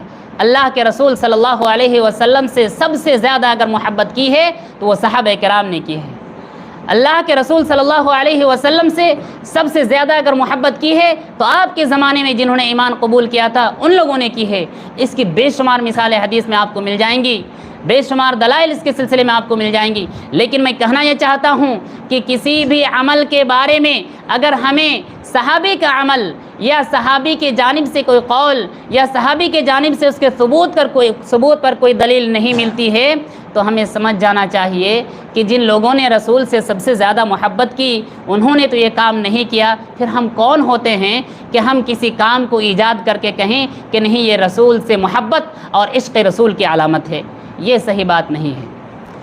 صحابہ کرام کے اللہ کے رسول صلی اللہ علیہ وسلم کی اگر ایک آدھ مثال آپ کے سامنے پیش کروں تو یہ جو آیت ہے وَمَن يُطِعِ اللَّهَ وَالرَّسُولَ فَأُولَٰئِكَ مَعَ الَّذِينَ أَنْعَمَ اللَّهُ عَلَيْهِم مِّنَ النَّبِيِّينَ وَالصِّدِّيقِينَ وَالشُّهَدَاءِ وَالصَّالِحِينَ وَحَسُنَ أُولَٰئِكَ رَفِيقًا کہ صحابہ کرام اللہ کے رسول صلی اللہ علیہ وسلم کے پاس آ کر کے شکایت کرتے ہیں اللہ کے رسول ہمیں تو آپ سے بے انتہا محبت ہے، بے انتہا محبت ہے، لیکن ہم پریشان ہیں یہ سوچ کر کے کہ جب قیامت قائم ہو جائے گی، لوگوں کا حساب و کتاب ہو جائے گا اور آپ تو جنت میں چلے جائیں گے اور جنت میں آپ کا درجہ سب سے بلند ہوگا اور ہم لوگ گناہ گار انسان، ہمیں اگر جنت میں جگہ بھی ملی تو ہمارا درجہ کمتر ہوگا، آپ سے تو ملاقات نہیں ہو پائے گی، پریشان ہیں۔ اللہ کے رسول صلی اللہ علیہ وسلم نے جب یہ بات سنی تو اس آیت کے شان نزول میں بتایا جاتا ہے کہ اللہ تبارک و تعالیٰ نے یہ آیت نازل کر کے کہا کہ لوگوں کو بتلا دیجئے وَمَن يُطِعِ اللَّهَ وَالرَّسُولَ فَأُولَٰئِكَ مَعَ الَّذِينَ أَنْعَمَ اللَّهُ عَلَيْهِم مِّنَ النَّبِيِّينَ وَالصِّدِّيقِينَ وَالشُّهَدَاءِ وَالصَّالِحِينَ وَحَسُنَ أُولَٰئِكَ رَفِيقًا کہ جو آدمی اللہ کی اطاعت کرے، جو آدمی رسول کی اطاعت کرے، یہ کن کے ساتھ ہوگا قیامت کے دن؟ فَأُولَٰئِكَ مَعَ الَّذِينَ أَنْعَمَ اللَّهُ عَلَيْهِم تو یہ قیامت میں جنت میں ان لوگوں کے ساتھ ہوگا جس پر اللہ تبارک و تعالیٰ نے انعام کیا ہے۔ اور اللہ تبارک و تعالیٰ کا انعام کن لوگوں پر ہوگا؟ من النبیین، نبیوں پر اللہ تبارک و تعالیٰ کے انعام ہوگا، شہداء پر اللہ تبارک و تعالیٰ کے انعام ہوگا، صالحین پر اللہ تبارک و تعالیٰ کی نعمت ہوگی۔ تو ایسے لوگ جو رسول سے محبت کرتے ہیں تو رسول سے محبت کرنے پر اللہ تبارک و تعالیٰ نے یہ بتلایا کہ تمہیں ان کی معیت حاصل ہوگی۔ یہ ہے صحابہ کرام کا رسول صلی اللہ علیہ وسلم سے محبت۔ ایسے ہی مختلف احادیث ہے کہ صحابہ کرام اگر کسی کام میں مبتلا ہیں اور اسی دوران رسول صلی اللہ علیہ وسلم کا فرمان آ جائے تو صحابہ کرام یہ نہیں کہتے تھے کہ اس کو مکمل کر لیتے ہیں بعد میں رسول کے حکم پر عمل کریں گے۔ کئی حدیثیں ہیں جس میں سے جب قبلہ کی تحویل یعنی قبلہ چینج ہوا تو اس کے بارے میں حدیث میں آتا ہے کہ صحابہ کرام عصر کی نماز پڑھ رہے تھے۔ اسی لیے آپ لوگوں میں سے جو حج یا عمرہ میں گئے ہوں گے وہاں پر ایک مسجد ہے مدینے میں، مسجد القبلتین، اکثر حاجی اور معتمر وہاں زیارت کے لیے جاتے ہیں، گرچہ اس کی سند جو بھی ہو، لیکن بتایا جاتا ہے کہ یہی وہ مسجد ہے جس پہ صحابہ کرام عصر کی نماز پڑھ رہے تھے اور ایک ندا لگانے والے نے ندا لگایا کہ قبلہ چینج ہو چکا ہے، قبلہ بدل چکا ہے، اب قبلہ بیت اللہ الحرام ہے۔ نماز کے دوران ہی لوگ بدل گئے۔ لوگوں نے یہ نہیں کہا کہ نیکی کا کام ہے چنانچہ اس نماز کو مکمل کر لیتے ہیں، اس کے بعد جو نماز ہم پڑھیں گے اس نماز سے جو اللہ کے رسول کا حکم ہے اس کو نافذ کریں گے، نہیں۔ جیسے ہی کانوں میں رسول کی آواز آئی، جیسے ہی کانوں میں رسول کا حکم صادر ہوا، فوراً اپنا سب کچھ چھوڑ کر کے رسول کے اطاعت میں لگ گئے۔ یہ لوگوں کا اللہ کے رسول صلی اللہ علیہ وسلم سے محبت کی دلیل ہے۔ اور آج ہماری حالت کیا ہے؟ آج ہم ہر چیز میں اپنی خواہش کو سب پر مقدم کرتے ہیں اور بعد میں کہتے ہیں کہ ہمیں رسول سے محبت ہے، اور بسا اوقات ہم تو رسول پر یہ بھی تہمت لگا دیتے ہیں کہ یہ کام بھی ہم رسول کی اطاعت اور رسول کی محبت اور عشق رسول میں کر رہے ہیں، جبکہ شریعت میں اس کی کوئی دلیل نہیں ہے، جبکہ شریعت میں اس کی کوئی دلیل نہیں ہے۔ لہٰذا پتہ یہ چلا کہ شریعت میں جس بات کی کوئی دلیل نہ ہو، شریعت میں جس کا کوئی ثبوت نہ ہو، اس کو ہم شریعت سمجھ کے کر نہیں سکتے۔ اگر ہم اسے شریعت سمجھ کے کرتے ہیں تو پھر اس کا مطلب یہ ہوگا کہ ہم نے رسول پر بہت بڑا الزام لگا دیا کہ رسول نے اس اچھے کام کے بارے میں امت کو نہیں بتلایا، رسول نے خیانت کی، نعوذ باللہ من ذالک۔ حاضرین کرام، اللہ کے رسول صلی اللہ علیہ وسلم سے محبت ثابت کرنے کے لیے ضروری ہے کہ رسول کی ہر بات میں اطاعت کی جائے۔ رسول کی محبت ثابت کرنے کے لیے ضروری ہے کہ رسول کے بتائے ہوئے طریقے پر عمل کیا جائے۔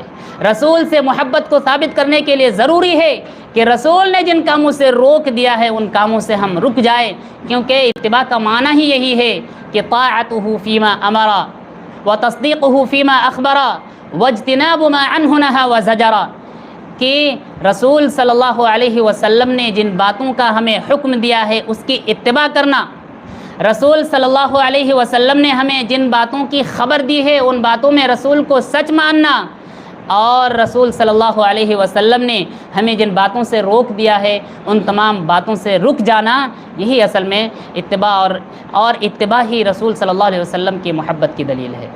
حاضرین کرام، ہمیں ہر کام میں، چاہے وہ کوئی بھی کام ہو، اگر ہم دین سمجھ کر کے اسے انجام دیتے ہیں تو اس کے لیے ضروری ہے کہ ہمارے پاس دلیل ہو، قرآن سے ہو، حدیث سے ہو، صحابہ کرام کا اعمال یا اقوال اس کے سلسلے میں موجود ہو۔ اگر ایسا نہیں ہے تو پھر ہمارا یہ دعویٰ بہت ہی بڑا الزام، ایک بہت ہی بڑی تہمت کو لازم ہے، تہمت کو مستلزم ہے۔ اس لیے ہمیں کسی بھی عمل کو کرتے ہوئے یہ کہنا کہ یہ نیک کام ہے، یا یہ کہنا کہ ہم ایسے ہی کرتے ہیں، ایسے ہی کرتے ہیں۔ کوئی آدمی یہ کہیں کہ رسول سے محبت کرنا بھی کوئی غلط کام ہے، کہیں گے نہیں، بالکل غلط کام نہیں ہے، بلکہ رسول کی محبت ہی اصل شریعت ہے۔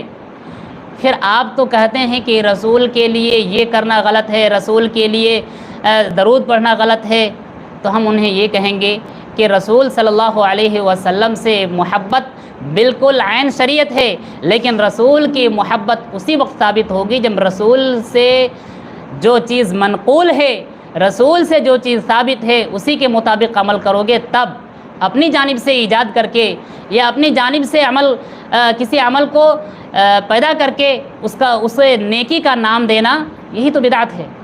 لہذا ہمیں ضرورت ہے کہ ہم ہر قسم کی بدعات سے دور رہیں، کیونکہ رسول سے محبت کے خلاف بات ہے کہ ہم بدعات کا ارتکاب کریں۔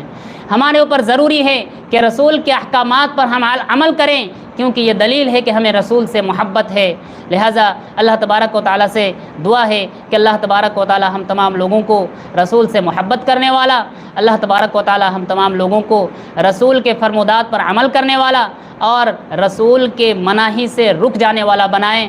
اللہ تبارک و تعالیٰ ہم لوگوں کو نیک بنائے، صالح بنائیں، آمین۔ وآخر دعوانا ان الحمدللہ رب العالمین، والسلام علیکم ورحمۃ اللہ وبرکاتہ۔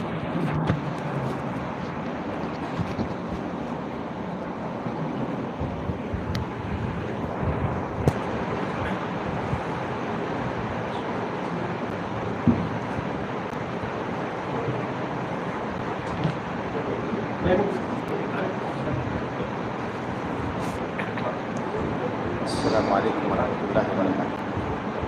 محترم حضرات، ابھی آپ فضیلت الشیخ شبیر احمد صاحب مدنی حفظ اللہ سے ایک بہت ہی جامع اور مدلل خطاب سماعت فرما رہے تھے۔ اب آپ کے سامنے ایک بہت ہی عظیم اور تجربہ کار، ماہر عالم تشریف لا رہے ہیں، جو استاد الاساتذہ حضرت مولانا عبدالوہاب صاحب حجازی کے نام سے مشہور و معروف ہیں۔ آپ جامعہ سلفیہ بنارس کے قدیم ترین فارغین میں سے ہیں، اور خود جامعہ سلفیہ بنارس میں آپ نے تقریباً 35 سال تک تدریسی خدمات انجام دی۔ 35 سال تک آپ وہاں مدرس رہے ہیں، اور وہاں پر سے جو پرچہ نکلتا تھا محدث ماہنامہ، مولانا صفی الرحمن صاحب مبارک پوری رحمہ اللہ کے مدینہ منتقل ہو جانے کے بعد آپ اس کے ایڈیٹر تھے۔ تقریباً 25 سال تک آپ نے اس کی ادارت کے کام انجام دیے ہیں۔ صاحب قلم، صاحب طرز ادیب اور اچھے شاعر ہیں۔ آپ کی کئی کتابیں منظر عام پر آ چکی ہیں۔ اللہ رب العالمین کا فضل و کرم ہے کہ آپ ہمارے درمیان موجود ہیں۔ فی الحال آپ ہمارے ادارہ جامعہ ابی ہریرہ الاسلامیہ لال گوپال گنج میں تدریسی فرائض انجام دے رہے ہیں اور طلباء کی رہنمائی اور سرپرستی فرماتے ہیں۔ استاذ محترم سے میں انتہائی ادب سے گزارش کروں گا کہ آپ تشریف لائیں اور اپنے پرمغز اور جامع خطاب سے حاضرین کو مستفید فرمائیں۔ مولانا کے بڑے بڑے کانفرنسوں میں خطابات ہوتے رہے ہیں۔ مولانا تشریف لائیں۔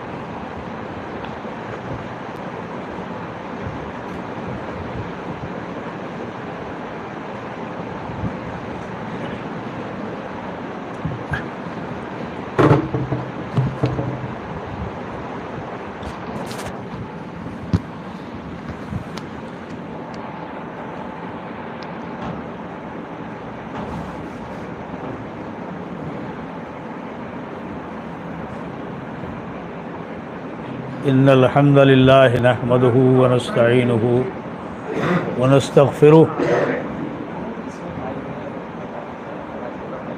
ونعوذ باللہ من شرور انفسنا ومن سیئات اعمالنا من يهده الله فلا مضل له ومن يضلل فلا هادي له واشهد ان لا اله الا الله وحده لا شريك له واشهد ان محمدا عبده ورسوله اما بعد فان خير الحديث كتاب الله وخير الهدي هدي محمد صلى الله عليه وسلم وشر الامور محدثاتها وكل محدثة بدعة وكل بدعة ضلالة وكل ضلالة في النار فأعوذ بالله السميع العليم من الشيطان الرجيم بسم الله الرحمن الرحيم يا أيها الذين آمنوا اتقوا الله حق تقاته ولا تموتن إلا وأنتم مسلمون واعتصموا بحبل الله جميعا ولا تفرقوا واذکروا نعمت اللہ علیکم اذ کنتم اعداء فألف بین قلوبکم فاصبحتم بنعمتہ اخوانا۔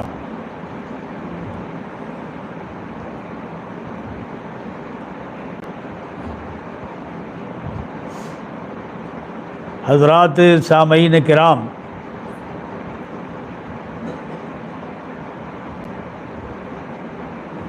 اس مسجد کی زیارت کا یہ میرا پہلا اتفاق ہے، اور اکثر سامعین نے غالباً میرا خطاب کبھی بھی نہیں سنا ہوگا۔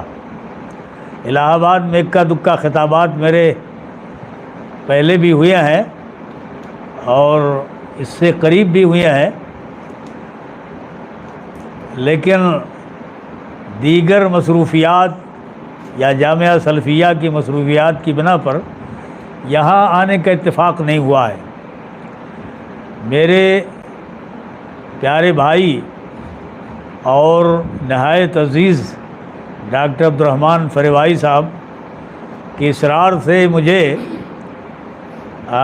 جامعہ ابی ہریرہ میں آنے کا موقع ملا، اور شدید اصرار پر میں حاضر ہوا خدمت کے لیے، اور اسی تعلق سے یہاں بھی میری حاضری ہوئی۔ تو یہ بڑا اچھا موقع اللہ نے نصیب فرمایا کہ آپ حضرات کی زیارت ہوئی اور کچھ دین اسلام کی باتیں بتانے کا موقع میسر آیا۔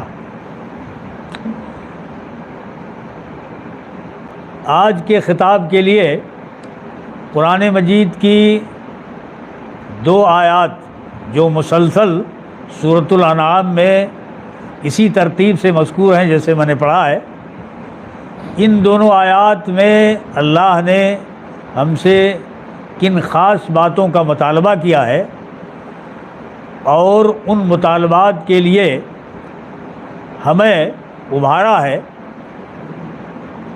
ان کا ذکر مجھے کرنا ہے، اور اسی ضمن میں مسلمانوں کے باہم متحد رہنے کی بات بھی آئے گی، اور رسول کی حدیثوں کا تذکرہ بھی اس تعلق سے انشاءاللہ ہوگا۔ یہ دونوں آیات سورہ آل عمران کی ہیں، اور ان دونوں آیات میں اللہ نے مومنین کو خطاب کیا ہے۔ مومن انشاءاللہ الحمدللہ ہم بھی ہیں۔ سب سے پہلے جن مومنین کو خطاب کیا وہ اللہ کے رسول کے صحابہ تھے، صحابہ جنہوں نے دور جاہلیت چھوڑ کر، بتوں کی پرستش چھوڑ کر، خانہ کعبہ جس میں 360 بت رکھے ہوئے تھے، اور حبل بت جس خانہ کعبہ کی چھت پہ رکھا ہوا تھا،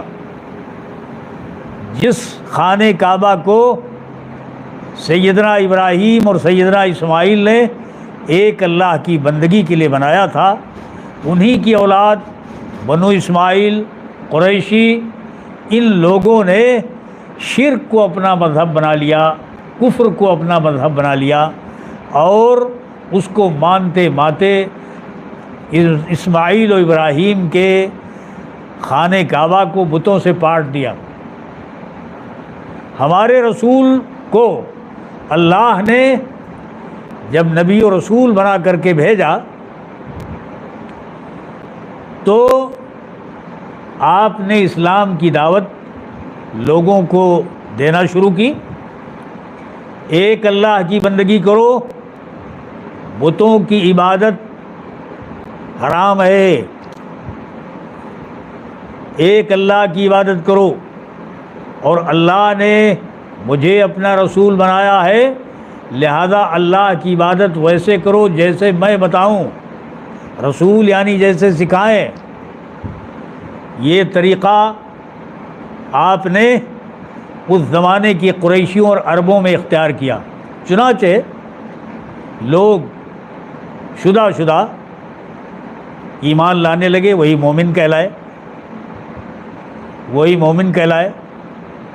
بچوں میں حضرت علی، چھوٹے سے بچے 10-11 سال کے، اور غلاموں میں حضرت زید، عورتوں میں خدیجہ الکبریٰ، سیدنا ابوبکر صدیق، اس طریقے سے چند لوگ مومن بن گئے، آپ کی رسالت پر ایمان لائے، ایک اللہ کی عبادت پر ایمان لائے، بتوں کی پرستش کو ترک کر دیا۔ بڑا مورچہ قائم ہوا۔ حضرت اسماعیل کی اولاد قریشیوں نے ایسے مومنوں کے لیے مکہ میں رہنا دوبھر کر دیا، لیکن وہ بڑے پکے تھے۔ انہوں نے کہا کہ کچھ بھی کر لو، ایک اللہ پر ایمان ہم لے آئے تو اس سے پھر نہیں سکتے، ایک اللہ کی بندگی چھوڑ نہیں سکتے۔ یہی مومن تھے، یہی لوگ پہلے مومن تھے۔ اگرچہ قرآن مجید میں یا ایھا الذین آمنوا جب آتا ہے تو اس خطاب میں سارے لوگ ہیں، لیکن اس آیت کو ظاہر ہے کہ پہلے انہی صحابہ نے سنا، صحابہ ایمان لائے تو پہلے مومن وہی ہوئے۔ اللہ نے فرمایا کہ یا ایھا الذین آمنوا، اے مومنو، اے ایمان لے آنے والو، ایک اللہ کی عبادت پر جم جانے والو، ایک رسول کی ہدایت کی پابندی کرنے والو، قیامت کے حساب و کتاب پر ایمان رکھنے والو، جنت و جہنم کو مان جانے والو، قبر کے اندر حساب و کتاب کو تسلیم کر لینے والو، یہ سب ایمانیات ہیں، یہ مومن سے اس کا تعلق ہوتا ہے۔ اے ایمان لانے والو، یا ایھا الذین آمنوا اتقوا اللہ حق تقاتہ، اللہ سے ڈرتے رہو، اللہ کے حکموں کی تابع داری کرتے رہو، حق تقاتہ، جیسا اس سے ڈرنے کا حق ہے۔ اللہ سے ڈرنے کا حق کیا ہے؟ کہ جب وہی سب کچھ ہے، روزی کا ایک ایک دانہ وہی دیتا ہے،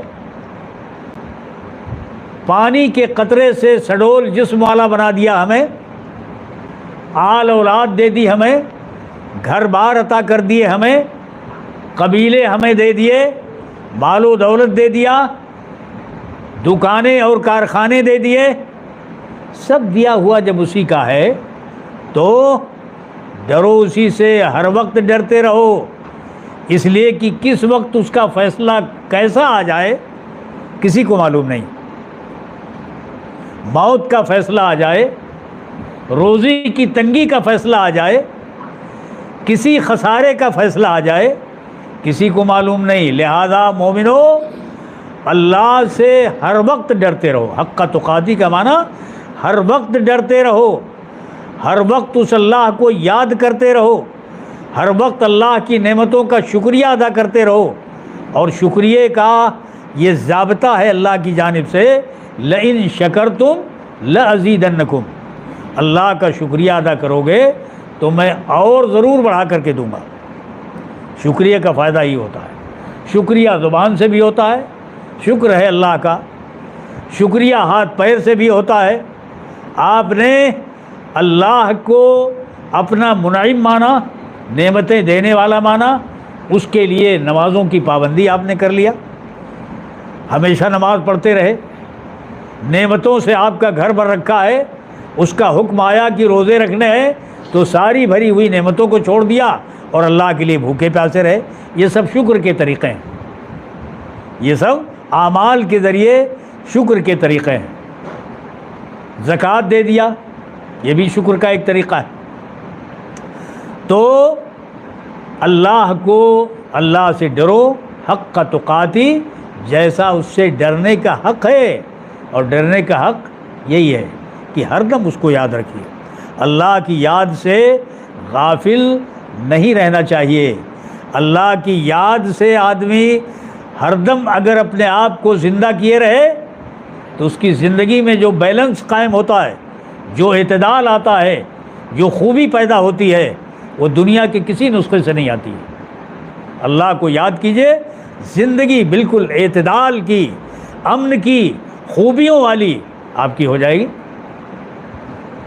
تو اللہ نے ایمان لانے والوں کو حکم دیا, یا ایھا الذین آمنوا اتقوا اللہ حق تقاتہ, جیسے ڈرنے کا حق ہے ویسے اللہ سے ڈرو. یعنی ہر دم اس کو یاد کرو. ولا تموتن الا وانتم مسلمون, اور دیکھو مرو تو اللہ کے دین کی, اسلام کی تابع داری کرتے ہوئے مرو, اس کی اطاعت کرتے ہوئے مرو. موت آئے تو اللہ کی اطاعت سے غافل آپ کی زبان نہ ہو اور آپ کا جسم نہ ہو. صحابہ کرام کی سیرت اگر آپ پڑھیں گے تو آپ کو معلوم ہوگا کہ زندگی کے آخری لمحات میں اللہ کو کیسے یاد کرتے کرتے اس دنیا سے گئے. ہمارے رسول کی زبان سے آخری کلمات جو نکلے کیا تھے؟ الی الرفیق الاعلیٰ, الی الرفیق الاعلیٰ, بلند دوستوں اور ساتھیوں کی طرف اب میں جا رہا ہوں, یعنی ملأ اعلیٰ کے فرشتوں میں. یہ اطاعت تھی. اور موت کے جو آخری ایام تھے بڑی بڑی نصیحتیں ہمارے رسول نے کی. دیکھو عورتوں کا خیال رکھنا, وہ اپنے ماں باپ کو چھوڑ کر تمہارے یہاں قیدی بنی ہے. کتنی بڑی قربانی ہے جن میں وہ پیدا ہوئیں, اپنی زندگی گزاری, عیش و آرام اٹھایا, لیکن اللہ اور اس کے رسول کا حکم ہے کہ اس گھر کو چھوڑنا ہے تو اس گھر کو چھوڑ کر کے آپ کے گھر میں آئی ہیں.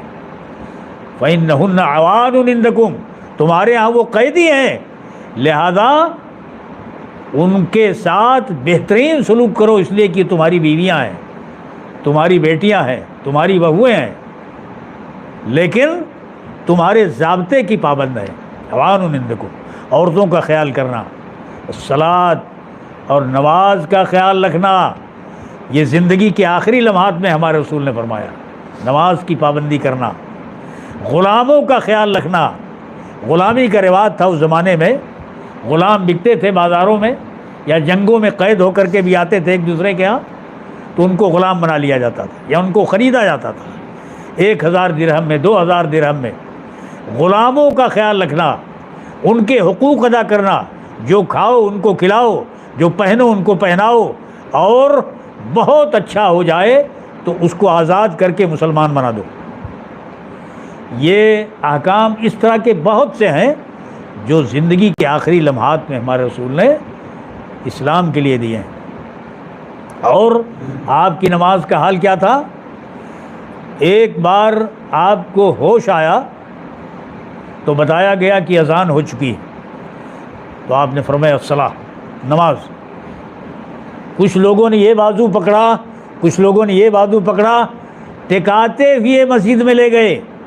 اور روایت کرنے والے بتاتے ہیں کہ جب ٹکایا جا رہا تھا تو آپ کے دونوں قدم زمین میں گھسٹ رہے تھے, یعنی جسم میں زور برائے نام تھا.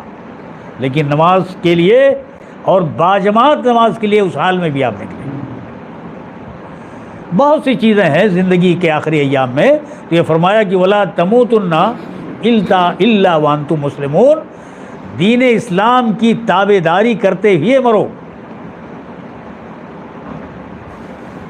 اور یہ بات یاد رکھنی چاہیے, ہماری زندگی میں خطاب تو قرآن مجید کا ہم سے ہے, لیکن زندگی میں اسلام سے ہم نے بڑی دوری بنا رکھی ہے. جمعہ آیا تو مسجد میں آ گئے، مسجد کی ٹوپی سر پہ رکھی، 2 رکعت پڑھ لیا. خطبہ اگر سننے کا موقع ملا تو کچھ خطبہ سن لیا اور سنت پڑھے بغیر مسجد سے نکل گئے. یہ ہمارا ایمان ہے، یہ ہمارا نماز کے تعلق سے ایمان ہے. اور اس کے بعد زندگی کے 24 گھنٹے کے لمحات کیسے گزرتے ہیں لوگ جانیں، میں ان کی تفصیلات کیا بتاؤں. تو یہ ہمارا ایمان ہے. ہمیں اپنے ایمان کو اللہ کے ڈر کے ساتھ سجانا ہے، بنانا ہے. اور جب ہم برابر اللہ سے ڈرتے رہیں گے تو نماز، روزہ، جتنے بھی بڑے بڑے احکام اللہ کے ہیں جن پر اللہ نے عذاب کی دھمکی دے رکھی ہے، وہ سب انشاءاللہ ہم سے انجام پاتے رہیں گے. اہل ایمان کا، مومنوں کا یہی کام ہے. اور مرتے وقت اسلام کی تابعداری جب ہی ہوگی جب ہم نے جیتے جی اسلام کی تابعداری کی ہوگی، ورنہ اخیر لمحات میں اسلام کی تابعداری نہیں ہو پائے. قبر کے سوالات ہوں گے. من ربکا، تمہارا منعم حقیقی، تمہارا پیدا کرنے والا، تمہارا مالک حقیقی کون ہے؟ جب کوئی تعلق زندگی میں نہیں رہا ہوگا دین دھرم سے تو کیا جواب نکلے گا؟ ما دینو کا، تمہارا دین کیا ہے؟ اسلام کی تابعداری برائے نام رہی تو کیا جواب نکلے گا؟ من نبیوں کا، تمہارے نبی کون ہے؟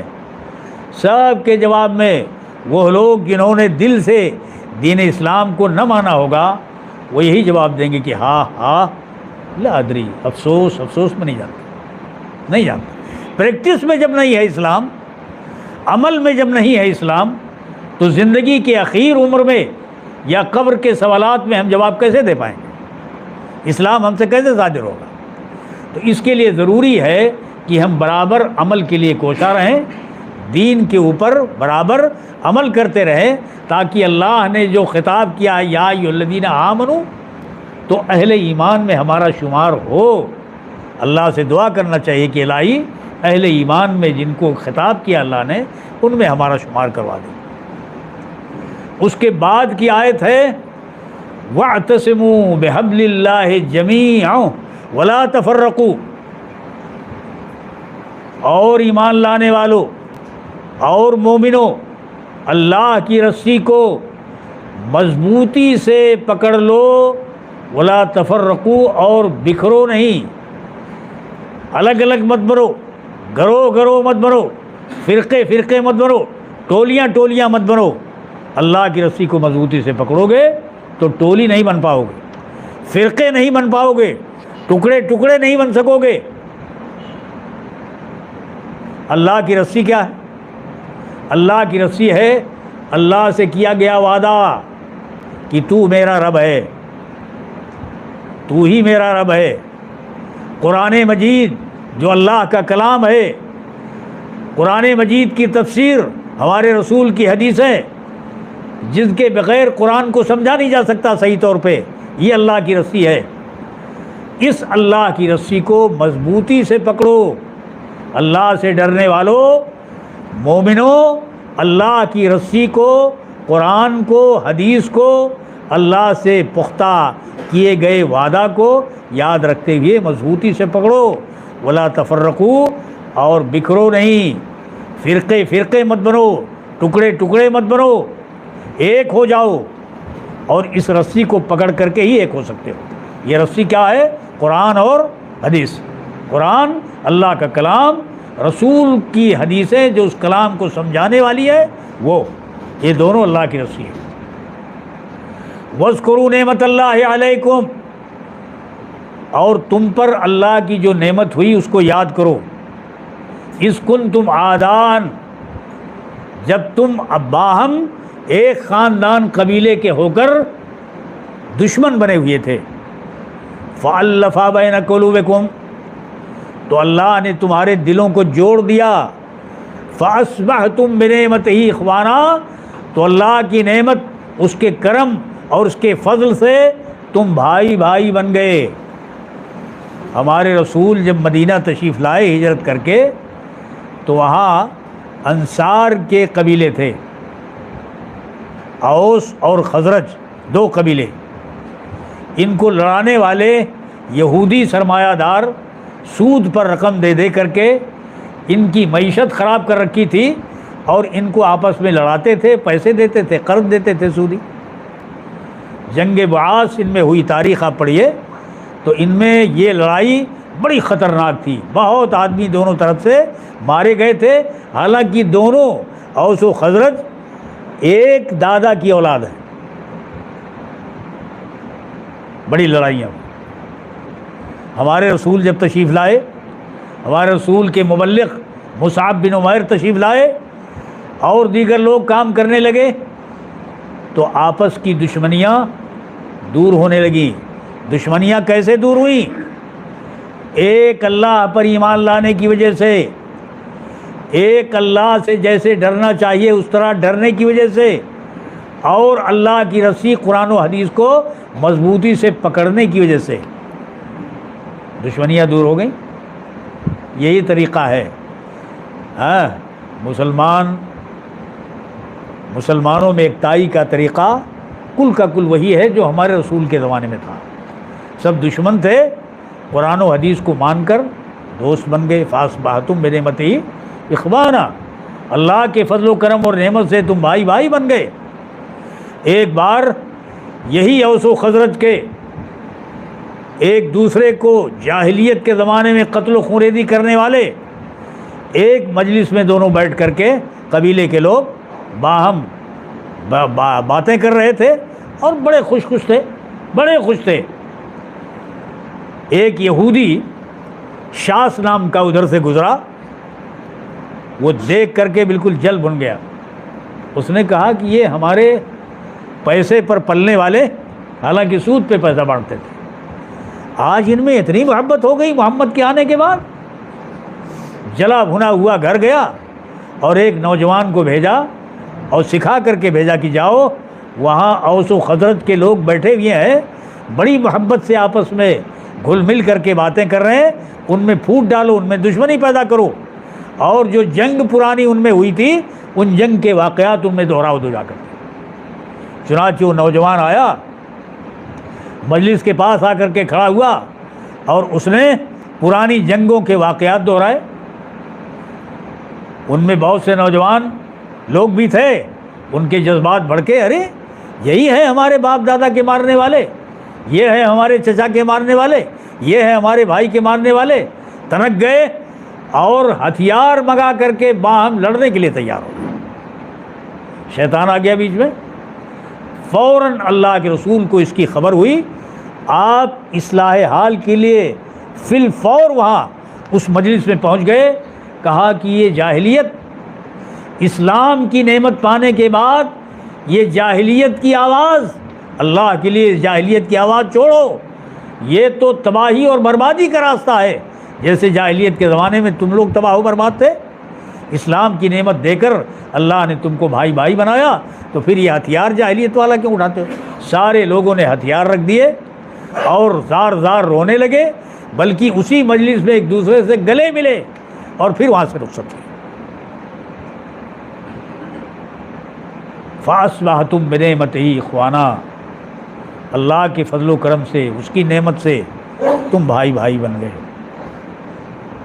یہ آیتیں، ان آیتوں میں اللہ نے جیسے اس دور کے اولین مومنوں کو خطاب کیا، اس کے مخاطب ہم بھی ہیں، ہاں، کہ اللہ کی رسی کو مضبوطی سے پکڑو اور بکھرے ہوئے نہ رہو، گروہ در گروہ نہ بنو، فرقے نہ بن جاؤ، ٹولیوں میں نہ بٹو. اللہ کی رسی کو پکڑو، قرآن کو اور حدیث کو. اسی کو پکڑ کر جاہلیت کی تباہیوں سے وہاں اس زمانے میں ایمان لانے والے مسلمان نکلے تھے اور بھائی بھائی بن گئے تھے. آج بھی اور کل بھی اسی کے ذریعے سے مسلمان ایک ہو سکتا ہے. دوسرا اور کوئی بھی راستہ نہیں ہے۔ اور اگر ہم اہل ایمان رہنا چاہتے ہیں، کہلوانا چاہتے ہیں، تو یہی نسخہ قرآن مجید کا ہم کو ہر حال میں اپنانا ہی پڑے گا، اس کے سوا اور کوئی دوسرا نسخہ نہیں۔ وَكُنْتُمْ عَلَىٰ شَفْرَا حُفْرَةٍ مِّنَ النَّارِ فَأَنْقَذَكُم مِّنْهَا، تم لوگ جہنم کے گڑھے کے کنارے پہنچ چکے تھے اپنے برے اعمال کی وجہ سے، کہ مرنے کے بعد سیدھے جہنم میں جا گرو گے۔ فَأَنْقَذَكُم مِّنْهَا، تو اللہ نے تمہیں اس جہنم سے نکال لیا، اور نبی کی ہدایات کے مطابق تم کو راستہ دکھایا، اور تمہارے دلوں کو اللہ نے جوڑ دیا۔ دل اللہ جوڑتا ہے۔ لو انفقت ما فی الارض جميعا ما الفت بین قلوبہم ولکن اللہ الف بینہم، روئے زمین کی ساری چیزیں خرچ کر ڈالتے ہیں نبی محمد تو آپ ان کے دلوں کو جوڑ نہیں سکتے تھے، ولکن اللہ الف بینہم، لیکن اللہ نے ان کے دلوں کو جوڑا ہے۔ آج بھی اللہ ہی جوڑے گا۔ یہ تقریریں، یہ خطابات، اللہ کے گھر میں قرآن کا ذکر، صحابہ کرام کے قصوں کا تذکرہ محض اس لیے ہوتا ہے کہ مسلمان قرآن و سنت کے راستے کو اپنائے تو اللہ تعالیٰ ان کے دلوں کو قریب کرے گا اور جوڑ دے گا، جوڑے گا اللہ، کوئی دوسرا نہیں جوڑ پائے گا۔ میرے بھائیوں، یہ اتحاد بین المسلمین کی بنیادیں ہیں۔ اللہ سے ڈرنا اور ہر دم ڈرتے رہنا، اور اس کا شکر ادا کرتے رہنا، اس کی عبادت میں لگے رہنا، اور اللہ کی رسی کو مضبوطی سے پکڑنا، بکھر کے نہ رہنا، تو اللہ ہمیں جوڑ دے گا، اللہ ہمیں جوڑ دے گا۔ کتاب و سنت یہ حبل اللہ ہے، اسی کو تھامنے سے ہم ایک ہو سکتے ہیں۔ آج افتراق، انتشار، بکھراؤ، ٹکڑے ٹکڑوں میں بٹنا، اس کا نتیجہ ہمارے اوپر کیا ہے؟ اس کا نتیجہ یہ ہے کہ مسلمان خاصی تعداد میں ہوتے ہوئے بالکل بے وقات ہیں، کوئی وزن ان کا نہیں، کوئی وزن ان کا ہندوستانی معاشرے میں نہیں رہ گیا۔ کسی پہلو سے، سیاسی پہلو سے، معاشی پہلو سے، تعلیمی پہلو سے، کسی پہلو سے دیکھ لیجئے، کوئی وزن مسلمانوں کا نہیں رہ گیا۔ اس کی وجہ کیا ہے؟ بکھراؤ، قرآن و حدیث کو، اللہ کی رسی کو چھوڑ دینا۔ آج اگر ہم طے کر لیں کہ ہم قرآن و حدیث پہ چلنا شروع کر دیں گے تو اللہ رب العالمین آج ہمارے وزن کو ہمارے عمل کے حساب سے، ہمارے اخلاص کے حساب سے انسانی معاشرے میں وزن کو بڑھانا شروع کر دے گا، لازماً پڑے گا۔ اور یہ قرآن و حدیث پر چلنے والے آج بھی موجود ہیں، الحمدللہ آج بھی موجود ہیں، قرآن و حدیث کے علاوہ کسی چیز کی بات نہیں کرتے۔ بہت سے لوگ کہہ دیتے ہیں کہ یہ تو نیا فرقہ ہے، نیا فرقہ نہیں ہے، یہ سب سے پرانے لوگ ہیں۔ امام ابو حنیفہ رحمۃ اللہ علیہ، جن کی تقلید کر کے ہمارے مسلمان برادران، حنفی برادران حنفی کہلاتے ہیں، وہ ذرا سوچیں کہ یہ امام ابو حنیفہ کس کی تقلید کرتے تھے؟ کسی کی تقلید نہیں کرتے تھے۔ صحابہ، تابعین، تبع تابعین، رسول، انہی کے طریقوں پر حتی الوسع وہ چلتے تھے۔ ہمارا بھی طریقہ یہی ہے کہ ہم صحابہ، تابعین، تبع تابعین اور رسول کے طریقے پر چلتے ہیں، اور یہی طریقہ امام ابو حنیفہ کا، یہی طریقہ امام مالک کا، یہی طریقہ امام شافعی کا، احمد بن حنبل کا، اور تمام بڑے بڑے ائمہ کا رہا ہے۔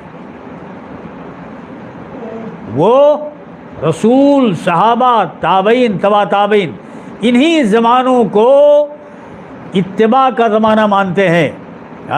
ہمارے رسول نے سنایا ایک حدیث میں، ستفترق هذه الامہ علی 73 فرقۃ ملۃ، یہ امت بھی یہود و نصارہ کی طرح وہ 72 میں بٹے یہ امت محمدیہ 73 فرقوں میں بٹ جائے گی. کلھا ہالک الا واحدہ، سارے فرقے ہلاک ہو جائیں گے ایک کو چھوڑ کر. پوچھا گیا وہ کون ہے؟ تو آپ نے فرمایا کہ ما انا علیہ و اصحابی، جو طریقہ جس پر میں ہوں اور میرے صحابہ ہیں، یہی طریقہ جو لوگ اپنائے رہیں گے وہ ہلاکت سے بچ جائیں گے. ورنہ جو فرقے بھی بنیں گے اس طریقے کو چھوڑ کر، رسول اور صحابہ کے طریقے کو چھوڑ کر، وہ ہلاک ہو جائیں گے. یہ تو رسول نے فرما رکھا ہے. تو امام ابو حنیفہ تو ہمارے، مالک و شافعی بھی ہمارے، وہ تقلید نہیں کرتے تھے، جن کو وہ مانتے تھے انہی کو ہم بھی مانتے. یہ ہے اصل میں زمانہ صحابہ کا. صحابہ کے زمانے کو دیکھ کر ہمیں اپنا اصل دین معلوم کرنا ہے. اب تو اتنی بدعات، اتنی خرافات، اتنے رواج، اتنی رسمیں چل گئی ہیں کہ اسلام کا روئے تاباں بالکل ڈھانپ دیا گیا ہے. اور وہ چہرے منور اسلام کا کس زمانے میں دیکھنے کو ملتا ہے؟ رسول، صحابہ، تابعین، تبع تابعین کے زمانے میں. اس لیے ہمیں اسی کی پیروی کرنی ہے. تو بہرحال اتحاد کا نقطہ کیا ہے؟ ایک اللہ سے برابر ڈرتے رہنا اور اسلام کی برابر تابعداری کرتے رہنا، اللہ کی رسی کو مضبوطی سے پکڑے رہنا اور گروہ در گروہ ہو کر نہ بکھرنا. یہی ہے اتحاد کا راستہ. اسی لیے ہمارے رسول نے اپنی حدیثوں میں اس کی بڑی تاکید کی ہے. جہاں سے بھی اتحاد میں رکھنا پڑنے کا آپ کو اندیشہ تھا، ان تمام چیزوں پر انگلی رکھ کے ہمارے رسول نے بتایا ہے کہ دیکھو یہ چیز تمہارے اتحاد کو ٹکڑے ٹکڑے کر دینے والی ہے. آپ نے فرمایا مثل المؤمنین المؤمن للمؤمن کالبنیان، ایک مومن دوسرے مومن کے لیے عمارت کی طرح ہے. عمارت یشد بعضہ بعضا، ایک عمارت کا ہر حصہ دوسرے حصے کو نہایت مضبوطی سے پکڑے ہوئے ہوتا ہے. ایسی مومن بھی بکھرتا نہیں، ٹوٹتا نہیں، گروپ نہیں بناتا، فرقے نہیں بناتا، بلکہ ایک ہو کر کے رہتا ہے، یشد بعضہ بعضا کی طرح، عمارت کی طرح. اور ایک حدیث میں آپ نے فرمایا ایک جسم کی طرح، مثل المؤمنین فی توادہم وتراحمہم وتعاطفہم کمثل الجسد الواحد اذا اشتکا منہ عضو تداعی لہ سائر الجسد بالسہر والحمى. مومنوں کی مثال، مومن وہی جو میں نے بتایا، یا ایھا الذین آمنوا اتقوا اللہ حق تقاتہ. مومنوں کی مثال خالص محبت کرنے میں، توادد خالص محبت کو کہتے ہیں جس میں کوئی ملاوٹ نہ ہو. خالص محبت کرنے میں اور ایک دوسرے پر رحم کرنے میں، ایک دوسرے پر شفقت کرنے میں. مومنین کیسے ہوتے ہیں؟ جیسے ایک بدن اور ایک جسم ہوتا ہے، کمثل الجسد الواحد. بدن کا حال کیا ہوتا ہے؟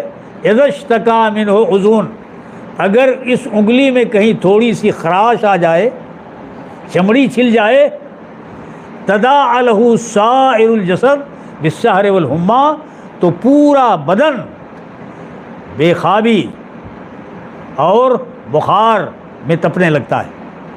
حالانکہ درد یہاں ہے، چوٹ یہاں آئی ہے، مگر پورا بدن اس خراش کی وجہ سے نیند سے اچاٹ ہو گیا اور بخار میں مبتلا ہو گیا.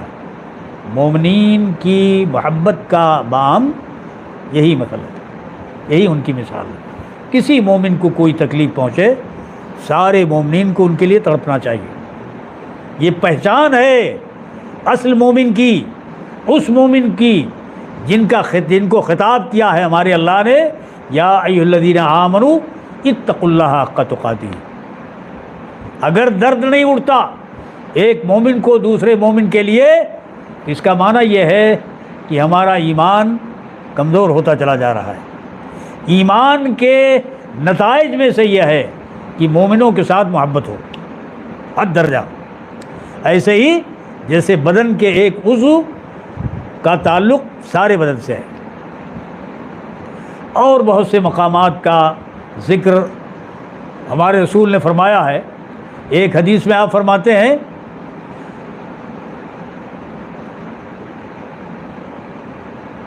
مومنوں کو خطاب کر کے، لا تحاسدوا، دیکھو حسد مت کرنا، مومنوں آپس میں حسد مت کرنا۔ حسد کسے کہتے ہیں؟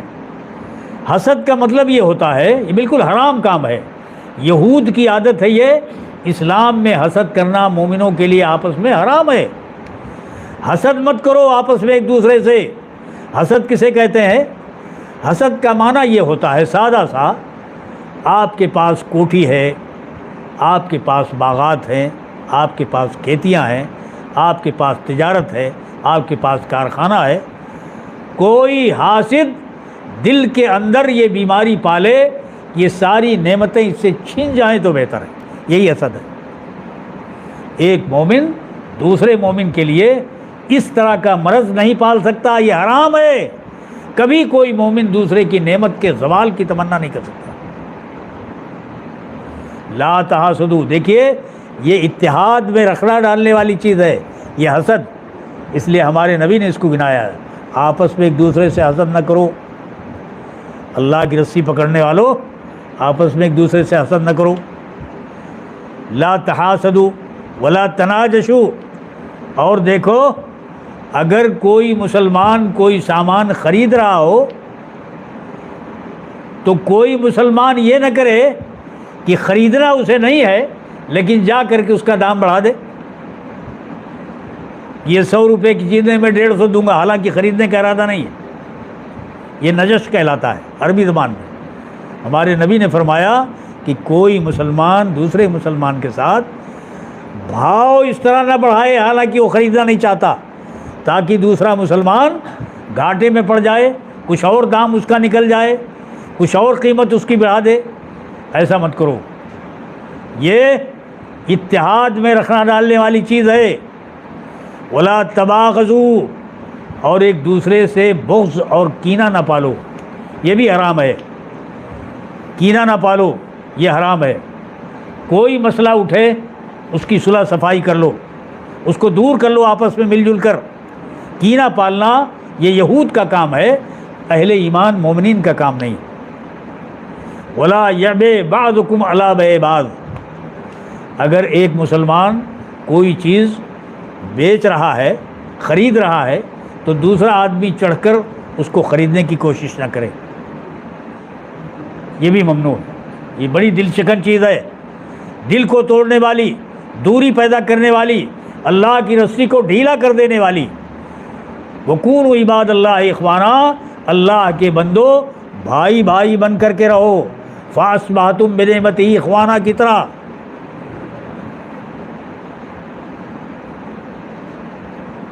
اس طریقے کے بہت سے مقامات اللہ کے رسول نے ہمارے لیے گنا گنا کر کے بتائے ہیں کہ دیکھو مسلمانوں، ان تمام عیوب سے، ان بیماریوں سے جو یہود و نصارہ کی بیماریاں تھیں، ان کو پال کر اللہ کی رسی کو کمزور نہ کرو اپنے ہاتھوں میں، تفرقے آپس میں نہ ڈالو، دوریاں پیدا نہ کرو۔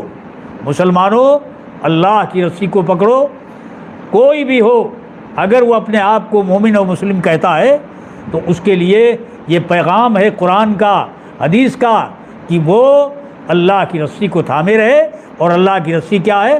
قرآن اور حدیث، اور یہ رسول، صحابہ، تابعین و تبع تابعین کا طریقہ تھا۔ بعد میں جن اماموں کی تقلید کی گئی ہے ان اماموں کا بھی طریقہ یہی تھا۔ اللہ رب العالمین ہم سب کو قرآن کے اس پیغام پر اور رسول کی ہدایات پر عمل کرنے کی توفیق عطا فرمائے۔ ربنا تقبل منا انک انت السمیع العلیم، وصلی اللہ تعالی علی خیر خلقہ محمد وآلہ وصحبہ اجمعین۔ السلام علیکم ورحمۃ اللہ وبرکاتہ۔ الحمد للہ رب العالمین والصلاة والسلام علی اشرف الانبیاء والمرسلین نبینا محمد وعلی آلہ وصحبہ اجمعین، اما بعد فاعوذ باللہ من الشیطان الرجیم وإنک لعلی خلق عظیم۔ وقال عز وجل لقد كان لكم في رسول الله أسوة حسنة لمن كان يرجو الله واليوم الآخر رب اشرح لي صدري ويسر لي أمري واحلل عقدة من لساني يفقهوا قولي سبحانك لا علم لنا إلا ما علمتنا إنك أنت العليم الحكيم۔ دینی و ملی بھائیوں اور بزرگوں، خواتین اسلام، آپ نے بڑی ہی دل جمعی اور سکون کے ساتھ دو اہم خطابات سماعت فرمائے۔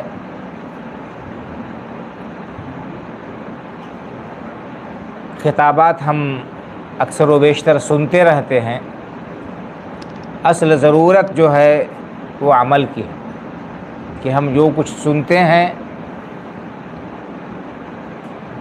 اخلاص نیت کے ساتھ سنیں، انہیں اپنے ذہن و دماغ میں بسائیں اور ان کے مطابق عمل کرنے کی کوشش کریں۔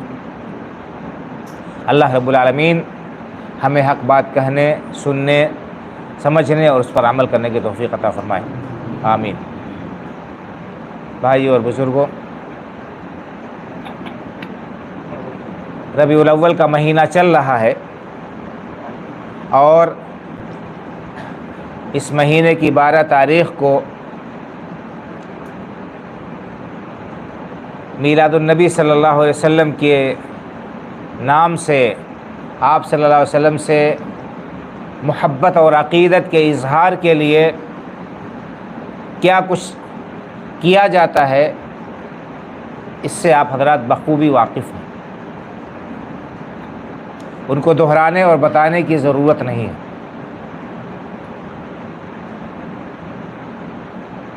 آپ نے سنا کہ محبت اس بات کا تقاضا کرتی ہے، محبت کا یہ لازمی تقاضا ہے کہ محبوب کی بات کو مانا جائے اور اس کے سامنے سر تسلیم خم کیا جائے، اس پر عمل کیا جائے اور اس کو تمام چیزوں پر، اپنے محبوبات پر، اپنی پسند پر ترجیح دی جائے۔ اللہ کے رسول صلی اللہ علیہ وسلم کے سے محبت اتنے سارے جو مظاہر و مراسم کا اہتمام کرتے ہیں، غور کرنے کی بات یہ ہے کہ کیا ہم اللہ کے رسول صلی اللہ علیہ وسلم کے اسوے کو، آپ کی سیرت طیبہ کو، آپ کے زندگی کے معمولات کو اپنی زندگیوں میں نافذ کرتے ہیں کہ نہیں کرتے؟ آج میں آپ کے سامنے بعض صفات کا رسول اللہ صلی اللہ علیہ وسلم تذکرہ کرنا چاہتا ہوں تاکہ ہم دیکھیں اور پرکھیں اور اپنی محبت کا جائزہ لیں کہ کیا واقعی اللہ کے رسول صلی اللہ علیہ وسلم سے ہماری محبت ہے۔ اگر اللہ کے رسول صلی اللہ علیہ وسلم کی ان صفات کو، آپ کے ان اعمال کو، آپ کے ان زندگی کے معمولات کو ہم اپنے لیے لازمی بناتے ہیں، اپنی زندگی میں ان کو نافذ اور داخل کرتے ہیں، تب تو ہمیں حق ہے کہ ہم اللہ کے رسول صلی اللہ علیہ وسلم سے محبت کا دعویٰ کریں، تب تو ہمارا یہ دعویٰ مانا جائے گا، سچا اور تسلیم کیا جائے گا۔ لیکن اگر ہم اللہ کے رسول صلی اللہ علیہ وسلم کی یہ جو صفات ہیں اور آپ نے اپنے عملی زندگی میں جن چیزوں کا نمونہ پیش کیا ہے ان سے دور ہیں، تو پھر ہمیں کوئی حق نہیں ہے کہ ہم رسول اللہ صلی اللہ علیہ وسلم کی محبت کا، آپ سے محبت کا ڈھڈورا پیٹیں اور اس کا اعلان کریں۔ میں نے آپ کے سامنے قرآن کریم کی 2 جگہوں سے 2 آیتیں پڑھی ہیں۔ پہلی آیت کریمہ میں اللہ رب العالمین نے رسول اکرم صلی اللہ علیہ وسلم کو خطاب کر کے فرمایا کہ وَإِنَّكَ لَعَلَىٰ خُلُقٍ عَظِيمٍ، اے نبی کریم صلی اللہ علیہ وسلم یقیناً آپ اخلاق کے اعلیٰ ترین مقام پر فائز ہیں۔ آپ صلی اللہ علیہ وسلم اخلاق کے اعلیٰ معیار اور اعلیٰ مرتبے پر فائز ہیں۔ اور اللہ کے رسول صلی اللہ علیہ وسلم کے بارے میں اللہ رب العالمین نے فرمایا مسلمانوں کو خطاب کر کے کہ لَقَدْ كَانَ لَكُمْ فِي رَسُولِ اللَّهِ أُسْوَةٌ حَسَنَةٌ لِمَنْ كَانَ يَرْجُو اللَّهَ وَالْيَوْمَ الْآخِرَ وَذَكَرَ اللَّهَ كَثِيرًا، کہ اے لوگو تمہارے لیے اللہ کے رسول صلی اللہ علیہ وسلم کی زندگی میں بہترین نمونہ ہے، اسوہ حسنہ ہے، آئیڈیل جو ہے اور رول ماڈل اللہ کے رسول صلی اللہ علیہ وسلم ہمارے لیے۔ لیکن آج ہم نے اپنا آئیڈیل کس کو بنا لیا؟ ہم کس کے فین ہیں؟ ہم نے کس کو اپنے لیے نمونہ بنایا ہے؟ یہ سوچنے کی بات ہے۔ ہم اپنے آپ کو مسلمان کہتے ہیں، عاشق رسول کہتے ہیں، لیکن ہم نے اپنی زندگی میں آئیڈیل اور نمونہ کسی اور کو بنا رکھا ہے۔ ہماری وضاقت، ہماری رفتار و گفتار، ہمارا لباس اور ہمارے اٹھنے بیٹھنے کا انداز، ہماری شکل و صورت، یہ کس کے مطابق ہے؟ کیا اللہ کے رسول صلی اللہ علیہ وسلم کی جو شکل و صورت، آپ کی وضاقت، آپ کا لباس اور آپ کے جو طرز عمل ہے بتایا گیا ہے اس کے مطابق ہے؟ اگر ہے تو بڑی اچھی بات ہے، اور اگر نہیں ہے ایسا تو ہمیں اپنے گریبان میں جھانکنے کی اور اپنا احتساب کرنے کی ضرورت ہے بھائی اور بزرگوں۔ تو بہرحال اللہ رب العالمین نے کیا فرمایا کہ اِنَّكَ وَإِنَّكَ لَعَلَىٰ خُلُقٍ عَظِيمٍ، اے نبی کریم صلی اللہ علیہ وسلم یقیناً آپ اخلاق کے اعلیٰ ترین معیار پر فائز ہیں۔ تو اللہ کے رسول صلی اللہ علیہ وسلم کے اخلاق حسنہ کیا تھے؟ اس کا بیان قرآن کریم کے اندر بھی ہے، احادیث مبارکہ کے اندر بھی ہے۔ ان اخلاق کو جاننے کی، ان کو اپنانے کی ضرورت ہے۔ اللہ رب العالمین نے گواہی دی کہ سب سے بہترین اخلاق آپ کے، سب سے ممتاز اور نمایاں اخلاقی طور پر آپ صلی اللہ علیہ وسلم ہیں۔ اور جب نبی کریم صلی اللہ علیہ وسلم کو نبوت و رسالت سے اللہ رب العالمین نے سرفراز کیا، آپ کو نبوت کا تاج عطا کیا، اللہ کے رسول صلی اللہ علیہ وسلم اس اہم ذمہ داری کی ادائیگی کے تصور سے آپ کو بہت گھبراہٹ محسوس ہوئی۔ آپ گھبرائے ہوئے تشریف لائے گھر، اپنی رفیقہ حیات، اپنی مونس و غمخوار بیوی حضرت خدیجہ رضی اللہ تعالیٰ عنہ سے ذکر کیا اس بات کو کہ میرے پاس اللہ کا پیغام آیا ہے، اور گھبرائے ہوئے تھے آپ کی غمخوار رفیق حیات مونس بیوی نے آپ کو دلاسا دیا اور کیا کہا؟ کلا واللہ لا یخزیک اللہ ابدا، کہا کہ اللہ کے رسول صلی اللہ علیہ وسلم آئے میرے سرتاج، آپ کو گھبرانے کی، پریشان ہونے کی، کسی قسم کی فکر کرنے کی کوئی ضرورت نہیں ہے۔ کیوں؟ اس لیے کہ اللہ تعالیٰ آپ کو ہرگز رسوا نہیں کرے گا، اللہ تعالیٰ بے سہارا آپ کو نہیں چھوڑے گا، اللہ تعالیٰ آپ کو خوار نہیں کرے گا۔ کیوں؟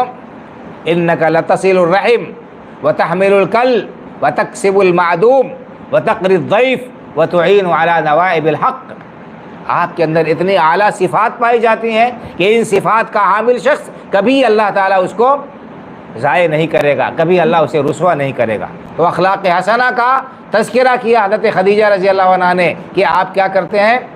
لتصل الرحم، آپ تو رشتوں ناتوں کو جوڑنے والے ہیں، آپ تو رشتوں ناتوں کا خیال کرنے والے ہیں، آپ لوگوں کے لیے ایک بہترین نمونہ ہے۔ انک لتصل الرحم وتحمل الکل، آپ محتاجوں کی، ضرورت مندوں کی مدد کرتے ہیں، اور جو تھکے ہارے ہوں، جو بے سہارا ہوں، آپ ان کے لیے ان کا بوجھ اٹھاتے ہیں یا آپ انہیں سواری فراہم کر دیتے ہیں۔ وتکسب المعدوم، جس کے پاس میں کمانے کا کوئی سہارا نہیں ہے، جس کے پاس میں جو ہے کمائی کا کوئی ذریعہ اور وسیلہ نہیں ہے، آپ اس کے سہارا بنتے ہیں، آپ اس کے لیے جو ہے ایسا انتظام کر دیتے ہیں کہ وہ اپنے پیروں پر کھڑا ہو جائے۔ وتقری الضیف، آپ کے اندر مہمان نوازی پائی جاتی ہے، آپ مہمانوں کی ضیافت کرتے ہیں، کوئی بھی مہمان آ گیا آپ اس کی پوری تکریم کرتے ہیں۔ وتعین علی نوائب الحق، اور حق کی راہ میں پیش آنے والے جو مصیبتیں اور پریشانیاں ہیں لوگوں کا کہ آپ مدد کرتے ہیں. تو یہ ساری صفات اللہ کے رسول صلی اللہ علیہ وسلم کے اندر پائی جاتی تھی.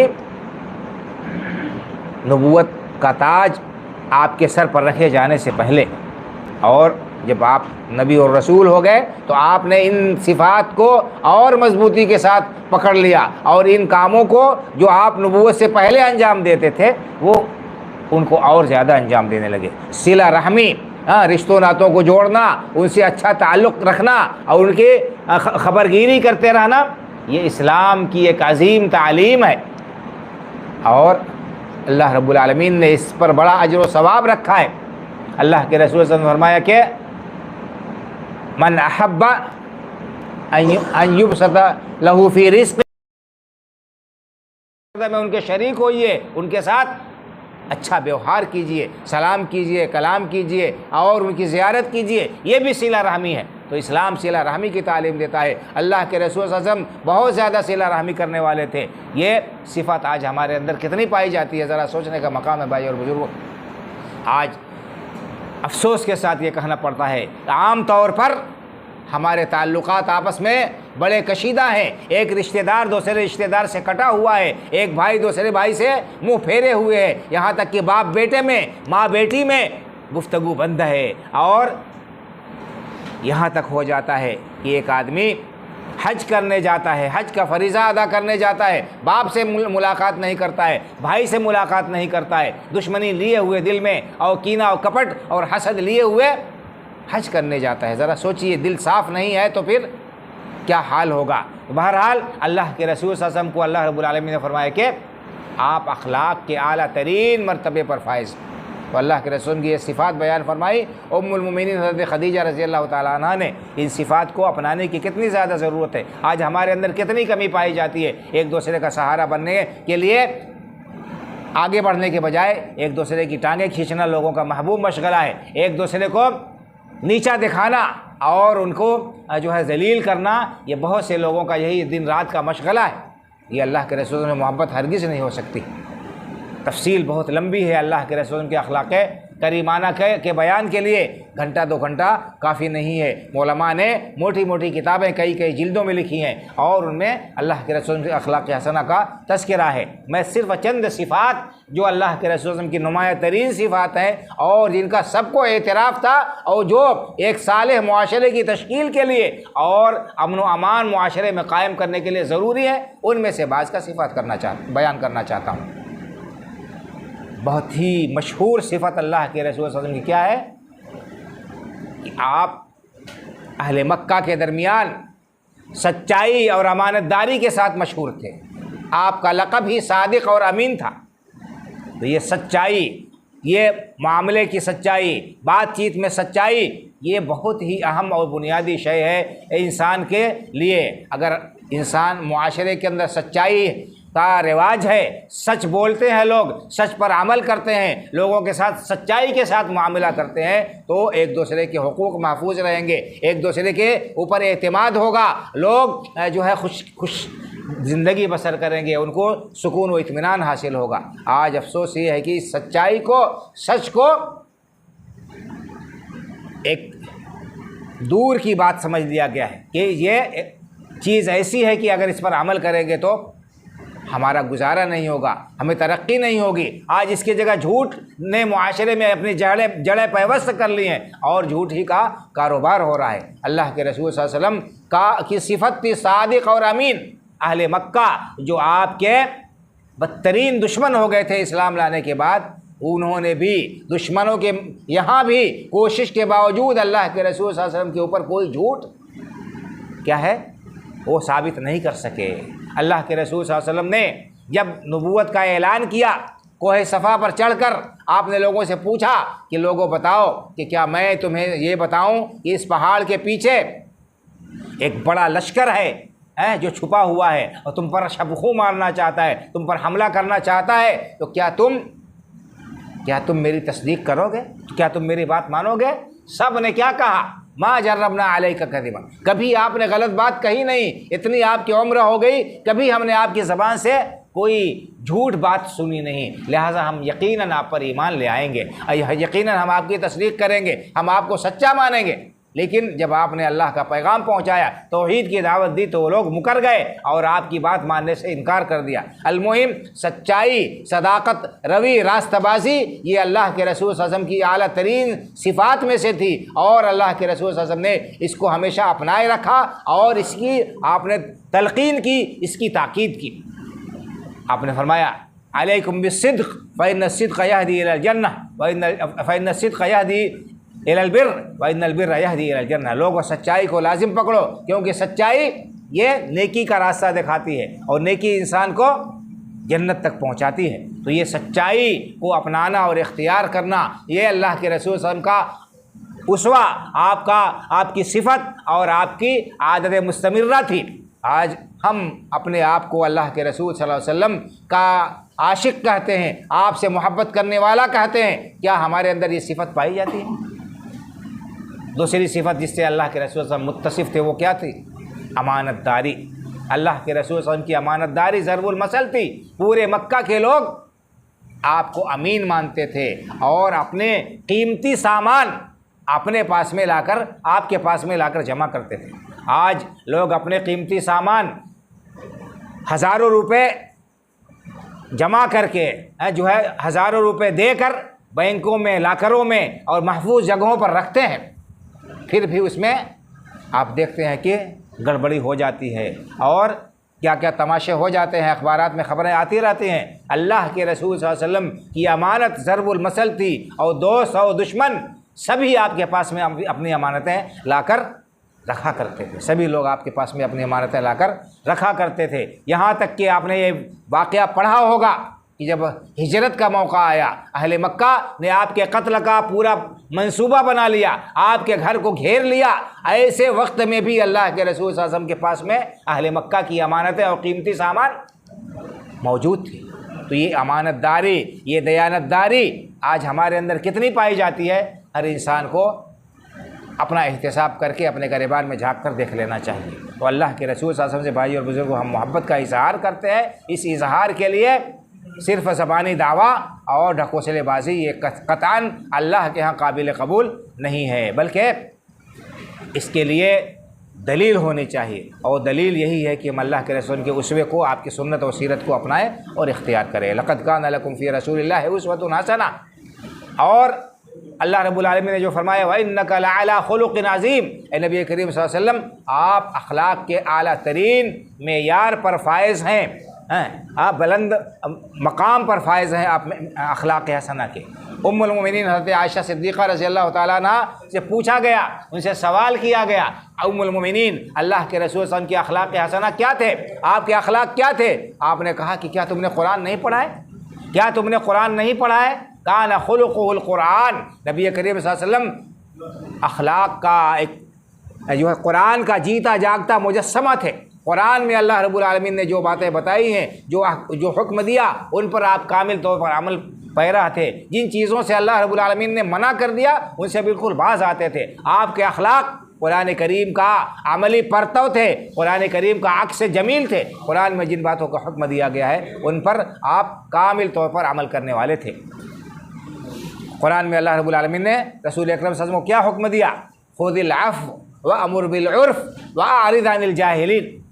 یہ نسخہ اللہ رب العالمین نے بتایا ہے کہ ہم امن و چین کے ساتھ کیسے رہ سکتے ہیں، ہم کس طرح سے معاشرے کو خوشگوار بنا سکتے ہیں۔ اللہ کے رسول صلی اللہ علیہ وسلم کو اللہ تعالیٰ نے یہ حکم دیا اور آپ نے اس پر عملی طور پر جو ہے عمل پیرا ہو کر مثال قائم کر دی، اور اپنی امت کو یہ پیغام دیا کہ دیکھو اگر دنیا میں چین و سکون چاہتے ہو تو عفو درگزر سیکھو، لوگوں کی غلطیوں پر جو ہے چشم پوشی اختیار کرو، لوگوں کو معاف کر دو۔ ہر بات پر اگر تم ان سے بدلہ لینا چاہو گے، ہر بات کا جواب دینا چاہو گے تو کبھی سکون و اطمینان کے ساتھ نہیں رہ سکتے۔ اللہ نے فرمایا خذ العفو، لوگوں کو سے درگزر کیجئے، لوگوں کو معاف کر دیجئے، ان کی غلطیوں پر نظر انداز کر دیجئے۔ وَأْمُرْ بِالْعُرْف، اور بھلائی کا، معروف کا، نیکی کا لوگوں کو حکم دیجیے۔ وَأَعْرِضْ عَنِ الْجَاهِلِينَ، اور جاہلوں سے منہ پھیر لیجیے۔ آپ کی ذمہ داری کیا ہے؟ نبی کریم صلی اللہ علیہ وسلم کو اللہ نے یہ تعلیم دی، خُذِ الْعَفْوَ۔ اگر کوئی آپ کے ساتھ زیادتی کر دے، کوئی آپ کے ساتھ نادانی کر بیٹھے، کوئی آپ کے ساتھ میں غلط رویہ اور غلط روش اپنائے اور اختیار کرے، تو فوراً آپ اس کا جواب نہ دیجیے، اس سے بدلہ نہ لیجیے کہ ہم اینٹ کا جواب پتھر سے دیں گے اور ہم اس کو دندہ شکن جواب دیں گے۔ اگر ایسا معاملہ رہا تو کبھی بھی سکون اور اطمینان نہیں ہو سکتا ہے، کبھی معاشرے کے اندر جو ہے امن اور اطمینان اور اپنائیت اور محبت کا گزر نہیں ہو سکتا ہے۔ اگر ہم عفو کو، درگزر کو اپنا لیں، اختیار کر لیں، جیسا کہ اللہ کے رسول صلی اللہ علیہ وسلم عفو درگزر کو اپناتے اور اختیار کرتے تھے۔ آپ نے بڑے سے بڑے دشمنوں کو بھی معاف کر دیا، درگزر کر دیا، اور ان پر قابو پانے کے بعد بھی آپ نے ان سے بدلہ نہیں لیا۔ یہ اللہ کے رسول کی صفت تھی۔ اور آج ہمارا کیا حال ہے، ذرا سوچنے کا مقام ہے بھائی اور بزرگوں۔ ہم اللہ کے رسول صلی اللہ علیہ وسلم سے محبت کے دعوے دار ہیں، ہمارے اندر کیا یہ صفت پائی جاتی ہے؟ کیا ہم اپنے بھائیوں کے سلسلے میں، یا کسی نے ہمارے ساتھ میں کوئی زیادتی کر دی، کوئی نامناسب رویہ اختیار کر لیا، تو کیا ہم اپنے دل میں اس کے لیے گنجائش رکھتے ہیں؟ کیا ہم اپنے دل میں ان کے لیے گنجائش رکھتے ہیں؟ کیا ہم ان کو نظر انداز کرنے کے لیے، ان کو معاف کرنے کے لیے تیار؟ تو ضرورت اس بات کی ہے کہ ہم صرف جشن منانے پر، صرف ڈھول تاشے بجانے پر، صرف جو ہے اس طرح نعرے بازی پر اکتفا نہ کرے، اللہ کے رسول صلی اللہ علیہ وسلم کی سنت اور سیرت کو جاننے کی کوشش کرے، اور اس کو جاننے کے بعد عملی زندگی میں اس کو نافذ کرنے کی بھی ہم کوشش کریں۔ یہ ہمارے لیے یہ لازمی اور ضروری ہے، اور یہ محبت رسول کا تقاضا ہے۔ تو اللہ کے رسول کی ایک صفت یہ تھی کہ آپ صلی اللہ علیہ وسلم لوگوں کے ساتھ بہترین معاملہ کرتے تھے، عفو درگزر سے کام لیتے تھے، اور آپ ان کی نادانیوں پر اور ان کے غلط رویوں پر ان سے انتقام نہیں لیتے تھے۔ ام المؤمنین حضرت عائشہ صدیقہ رضی اللہ تعالیٰ عنہ کہتی ہیں کہ من تقب رسول اللہ صلی اللہ علیہ وسلم لنفسہ قط، اللہ کے رسول صلی اللہ علیہ وسلم نے کبھی اپنی ذات کے لیے کوئی انتقام کسی سے نہیں لیا۔ کسی نے آپ کے ساتھ زیادتی کر دی، کسی نے آپ کے ساتھ گستاخی کر دی، کسی نے آپ کو برا بھلا کہا، اپنی ذات کے لیے آپ نے کبھی انتقام نہیں لیا۔ ہاں الا ان تنتهك حرمت اللہ، ہاں اللہ رب العالمین کی حرمات کو اگر پامال کیا گیا، اللہ رب العالمین کی نافرمانی کی گئی، تو اللہ کے رسول ہم اس پر بڑے سختی جو ہے کے ساتھ اس سے دور رہتے تھے، اور اس پر آپ کسی قسم کی نرمی کا مظاہرہ نہیں کرتے تھے۔ تو یہ اللہ کے رسول کی بعض صفات ہیں بھائی اور بزرگوں۔ اسی طرح سے اللہ کے رسول کی ایک صفت کیا تھی؟ تواضع اور خاکساری۔ تواضع، اللہ کے رسول صلی اللہ علیہ وسلم کے اندر اتنا زیادہ تواضع پایا جاتا تھا، آپ صحابہ کرام رضی اللہ تعالیٰ عنہ اجمعین کے بیچ میں انہی کی طرح سے رہتے تھے۔ کوئی اپنا الگ سے انہوں نے جو ہے معیار اور کوئی اپنا الگ سے شعار نہیں بنایا تھا کہ بڑا لمبا جبہ و دستار ہو، اور کوئی خصوصی لباس ہو، یا کوئی اونچی مجلس ہو جہاں تک کوئی پہنچ نہ سکتا ہو۔ جو یہاں چوچلے بازیاں آج کل جو پائی جاتی ہیں، اس قسم کی کوئی چیز اللہ کے رسول صلی اللہ علیہ وسلم کے یہاں نہیں پائی جاتی تھی۔ یہاں تک کہ جب کوئی اجنبی آدمی آتا تھا، کوئی غیر متعارف شخص آتا تھا، پہلی بار مدینے میں آتا تھا، تو آپ کو پہچان نہیں سکتا تھا، پوچھتے تھے ایکم محمد، آپ میں محمد کون ہے صلی اللہ علیہ وسلم۔ تو اس طرح سے اللہ کے رسول تواضع کے ساتھ رہتے تھے، خاکساری کے ساتھ رہتے تھے، اور اپنا کوئی الگ سے آپ نے شعار یا کوئی الگ سے آپ نے کوئی چیز اپنے لیے نہیں بنائی تھی۔ کوئی مسند بنا لیا، کوئی اور اپنا خصوصی لباس بنا لیا، کوئی خصوصی جگہ متعین کر لی، اور وہاں پر ملاقات کے لیے جو ہے حاجب و دربان رکھ لیے کہ ہم جو ہے کسی سے ملاقات نہیں کریں گے۔ اللہ کے رسول صلی اللہ علیہ وسلم کے ہاں یہ باتیں نہیں تھیں، اور یہ اخلاق حسنہ ہی انسان کے ہیں جو اس کو لوگوں کی نگاہ میں معزز بناتے ہیں۔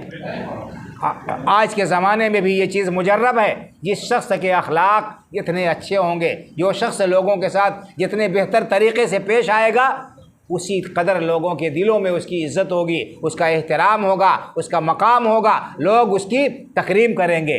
عزت اور تکریم یہ نہیں ہے کہ ڈنڈے کے زور سے ہانک کر کسی کو مجبور کیا جائے کسی کے سامنے دست بستہ کھڑا ہونے کے لیے، یا اس کی یہاں حاضری لگانے کے لیے۔ اصلی محبت یہ ہے کہ لوگ خود ان کا نام سن کر ان کی طرف کھینچے ہوئے چلے آئیں اور ان کو کچھ کہنے کی ضرورت نہ ہو، ان کو ترغیب دینے کی ضرورت نہ ہو اور ان کو ڈرانے دھمکانے کی کوئی ضرورت نہ ہو۔ اور اللہ کے رسول کی اخلاق حسنہ ایسے ہی تھے کہ جو بھی آپ کو دیکھتا تھا وہ آپ کی طرف کھینچا چلا آتا تھا، آپ صلی اللہ علیہ وسلم کے اخلاق حسنہ سے متاثر ہوئے بغیر نہیں رہتا تھا۔ اللہ کے رسول کے اخلاق حسنہ میں سے ایک اور بہت ہی عظیم صفت کیا تھی بھائی اور بزرگوں؟